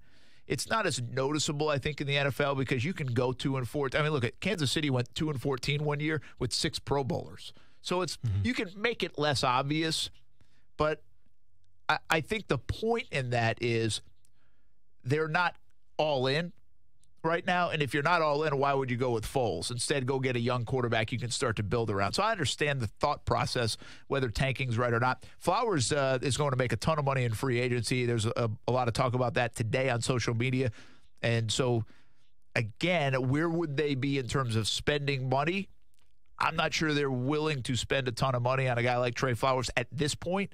Maybe when they feel like they're more close to winning, you would spend that kind of money, but we will see. And moving up to 8th for the Miami Dolphins in the draft. That I wouldn't be surprised. You know what I thought he was going to say, though, is I thought he was going to say take Kyler Murray. Yeah. He said Drew Lock. You're not going to have to move up to 8 to take Drew Lock, are you? I mean, we say you don't have to, but who knows how this draft's going to play out? Yeah. You know, I mean, all of a sudden – Kyler Murray and Haskins are gone, and there's a team at 12 or 13 that are looking for a quarterback. Drew Lock might be the next one off that list, so it's hard to predict. As far as the whole tanking aspect, yeah, I don't see a new coaching staff coming in with a fresh slate, being like, all right, we're going to lose games on purpose here to try to get a better draft order for next year. That's not usually how it goes. Now, one could say you see the roster, you see the talent that they have, and you could say they're tanking, but it's like you said, they might tank without even trying to tank just because they don't have a great roster right now. I mean, their offensive line was one of the worst in the league last year. Their defense is nothing to write home about either. So from a talent perspective, yeah, there's a lot of holes in that team. I'll tell you, if you take a look at the AFC East, arrow up on most every team and really just arrow steady, on the New England Patriots. But it looks like the Jets have arrow up. They got a franchise QB. Bills think they have a franchise QB. They've won some games without even having some great stuff around him or on their roster in the last couple of years. And then you have the Dolphins, where it looks like arrow down. Yeah, especially with the Bills, too. Like, I think the jury's still out with Josh Allen, but they have a solid defense where he can play behind. So I think the arrow is definitely up. But, yeah, with the Dolphins, man, there's just not a lot to like right now. All right, final thought or two on Nick Foles coming up. But before we do that, stay in your lane here on a Monday. Stay in your lane, cruise control. Brent, if you remember during our first week on air, we talked about the Sandlot a little bit. That was a long time ago. Well, we actually talked about the Sandlot a little bit. You had the T-shirt and everything. I did. And their star second baseman and avid tobacco user, Bertram Weeks. Yes. And we discussed how he got really into the 60s according to the end of the movie, and nobody ever saw him again. We're wondering, what does that mean, right? Well, wonder no more, Brent, because guess what? The Sandlot is coming back to TV, and it's going to feature all the original actors. And the show is going to take place in 1984, which is 22 years later after the original. They haven't announced what network it's going to be on yet, but the director of the original Sandlot movie tweeted it out and said Sandlot TV show is happening, so stay tuned for that. So a TV show? A TV show, The Sandlot. So more like a 10-episode type thing? I think so. Probably a Netflix or something more than likely, because what doesn't Netflix have anymore? But yeah, it's going to be 22 years after the original Sandlot. Interesting. I like with that. all the original actors. I'm breaking out my shirts. I'm not mad at that. I mean, can they really act? We'll see. I don't know how it's going to be, from an entertainment value. But the fact that I get to find out what happens to Bertram Weeks, that's what I'm excited about. So they're gonna film this in 2019, but it's actually going to be set in 1984. Correct. Well, that's an interesting deal. They do it all the time. I guess it just seems like. Stranger Things, man? Hey, come on. They do it all the time. You ever see Stranger Things? No, I don't see any of that stuff. Pretty good. It's all Have you seen Squints now, though? No. Like, he's tatted. Is that the guy that's like... He's got tats everywhere. Isn't he like juiced up too? He's like juiced to the gills, like on steroids. One of them is like absolutely bodybuilder, juiced to the gills. No, Squints is like he's just got a whole body. Like his whole body is pretty much a tattoo. So I wonder if how that's going to work, at least with the video. I would think if you did a movie like in I'd say that 1999, and you were to set it back in 1965, 75, whatever it might be, you do the old film look or the old black and white look or whatever it might be. Mm-hmm. I think it's even harder and harder now to recreate some of those older years. with the crispness of TV, all the modern technology. And then you have to keep in mind, like, you have to have the style, and you can't have, like, things that are, like, I don't want to say cell phones, but, like, just everything that's in that shot has to be from that era, So it can be hard to gather all that stuff together, but I'm sure they have people in place to do that. They do. All right, let's pump your brakes. Pump your brakes. We thought the Jesse Smolt case was crazy, where he hired two guys to, quote, attack him in terms of racism. Robert Brandel of Newfane, New York says, hold my beer. The 60-year-old staged his own kidnapping by tying himself with a rope and duct tape where the cops discovered him in the backseat of his own truck. The question is, why would he do this, and how does this pertain to sports? Well, he racked up a $16,000 gambling debt picking up squares from the Super Bowl, and seeing how he couldn't afford to pay those people back, he set up his own kidnapping, tied himself to the truck with duct tape and rope, and claimed that his $16,000 was stolen, therefore he couldn't pay his debt. And I guess he thought that he would get away with it scot-free. Unfortunately, that's not how this works in this country. What an insane... I mean, I don't know, man. Squares? Like, that's where you're going to come up picking squares? Play FanDuel or something. Put some skill behind it. He got $64,000 in debt? Or $16,000. Well, he has $16,000 from that, but he's also over $50,000 total in debt. Man. Yeah. Man. All right, I've got something for you. I think Blake Bortles, Carlos Hyde, Tayshaun Gibson, Malik Jackson are all on the trade block for the Jags. Yep. Who gets traded? Who would make a deal for one of those guys? Malik Jackson's definitely gone. I think he gets traded. I mean, via trade. If they don't get traded, by the way, they'll get cut, is my point. No, yeah. Or potential. I shouldn't say that I think matter of fact about Gibson. I'm not sure, but I think it's 50-50. Okay, so assuming Gibson's on the trade block, I think people will trade for Gibson for sure. Too much talent there. Malik Jackson for sure as well. Carlos Hyde's so obviously Blake Bortles, no. It is a no for me. And Carlos Hyde is tricky because if you look at his resume, his overall body of work, he has backed up some of his game. I mean, he's a pretty legit running back, especially in San Francisco. Did okay in Cleveland, but you look at what he did in Jacksonville, and it's just nothing to shake a stick at. So if it's up to me, I say Carlos Hyde does not get traded. I think they just release him and he goes on the market. Yeah, because he's an interesting one. They've been pretty coy about that, and I've been pretty adamant about it. I've already got a case of beer out to you and First Coast Bubbler if Hyde is on the roster next year. So I think they're cutting him, but I think it also has some. It's interesting to me that I'm not sure everybody believes that. So the outside world now, Malik Jackson, I think a lot of people think they're cutting him. So, but then you'd have to get in could you trade away a 5th round pick and then you don't have to worry about getting in a bidding war for Malik Jackson? I think this guy's still got some good football left. So that he does. You suggested a trade earlier with 4th round pick and Malik to Arizona for Rosen. Correct. And by the way, I mean I think 4th round is probably a little too deep. I think you'd have to go 2nd round or maybe even a high 3rd at the least. Yeah, I don't know for a potential franchise QB. But I'm just saying, in that Arizona 3-4 defense, where they don't have a lot of guys to fit that mold right now, you can bring in Malik Jackson, a proven defensive end in a 3-4 defense, put him right there, line him up, and not have to worry about the position anymore. So, yeah. And by the way, like his contract was big in Jacksonville, but they paid a lot of the stuff out already. Well, so they could rework and do all these different things. And there's one thing about the Cardinals is the fact they have a lot of cap space right now. They have plenty of money, yes. So that's interesting. All right, last thoughts on Nick Foles for a Monday. Obviously, it's the big story of the last 72 hours. We had Dan Graziano as well, who's helped telling the story on ESPN this morning and late last night. And listen, here's my big takeaway from the Nick Foles thing. If you missed the top of the show, this is a big-time game of connect the dots. And is it plausible, possible, sensible? Absolutely it is. Could it happen? If you're asking me to bet my house on what's going to happen, yes, Nick Foles or no Nick Foles, I would say yes, Nick Foles. But I'm just here to tell you that there's nothing done on Nick Foles. And they still have to go through this process. I think the Jags are not going to pay a ton of money or want to pay a ton of money. I think Foles and his side will try to get as much as possible because that's their job. But I would be shocked if a Foles deal goes over $20 million. I think it's going to be more $18 million. I think there's some leverage to make you look at this deal at the end of the day and say, hey, you know what? That's not a bad deal for the Jags. I think that's the way they've operated. That's the way they've done business recently. So keep an eye on it. And could someone swoop in? Could negotiations go bad? Could something arise like this that you talked about, where you say Arizona comes in and says, "I want Malik Jackson and a second-round pick for Rosen"? I mean, that could throw this off. Here's my prediction: Nick Foles is going to come to Jacksonville. We're going to offer him Blake Bortles money. Foles' camp is going to say, "We don't want that." We're going to be like, "Okay, then go have fun." Foles will come back here like Richard Gere in An Officer and a Gentleman, saying, "I have nowhere else to go." And he's taking the Blake Bortles money, maybe $18 million a year.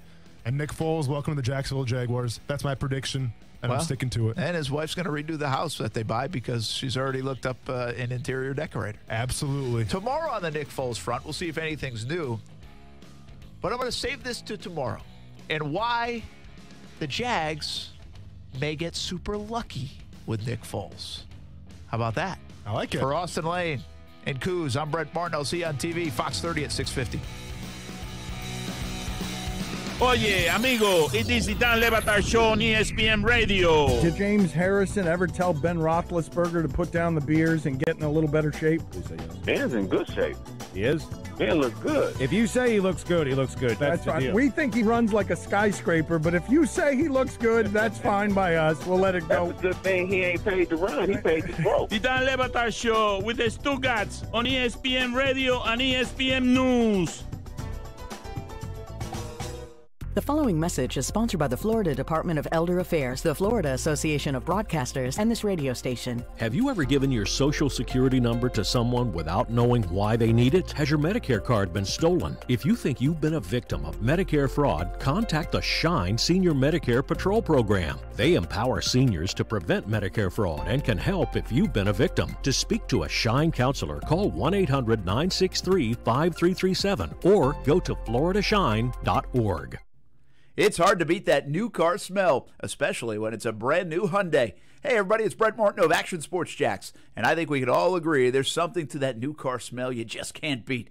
You also can't beat the exceptional service at the new Jenkins Hyundai of Jacksonville. It's a brand new dealership here in town, and my friends at Jenkins Hyundai of Jacksonville live by giving you the most superb car buying experience you can get. No one likes to be haggled or pressured when buying a car. The staff at Jenkins Hyundai of Jacksonville understands this and emphasizes their no-risk, no-pressure approach. They'll help you find the right car for you at the right price. And if you are not 100% satisfied with your new car, you can bring it back to Jenkins Hyundai of Jacksonville within the first 7 days for your money back. The Hyundai you want, the service you deserve, all with the limited lifetime warranty that's good anywhere in the United States. Schedule a test drive at JenkinsHyundaiofJacksonville.com and make sure you tell them Brent Martineau sent you.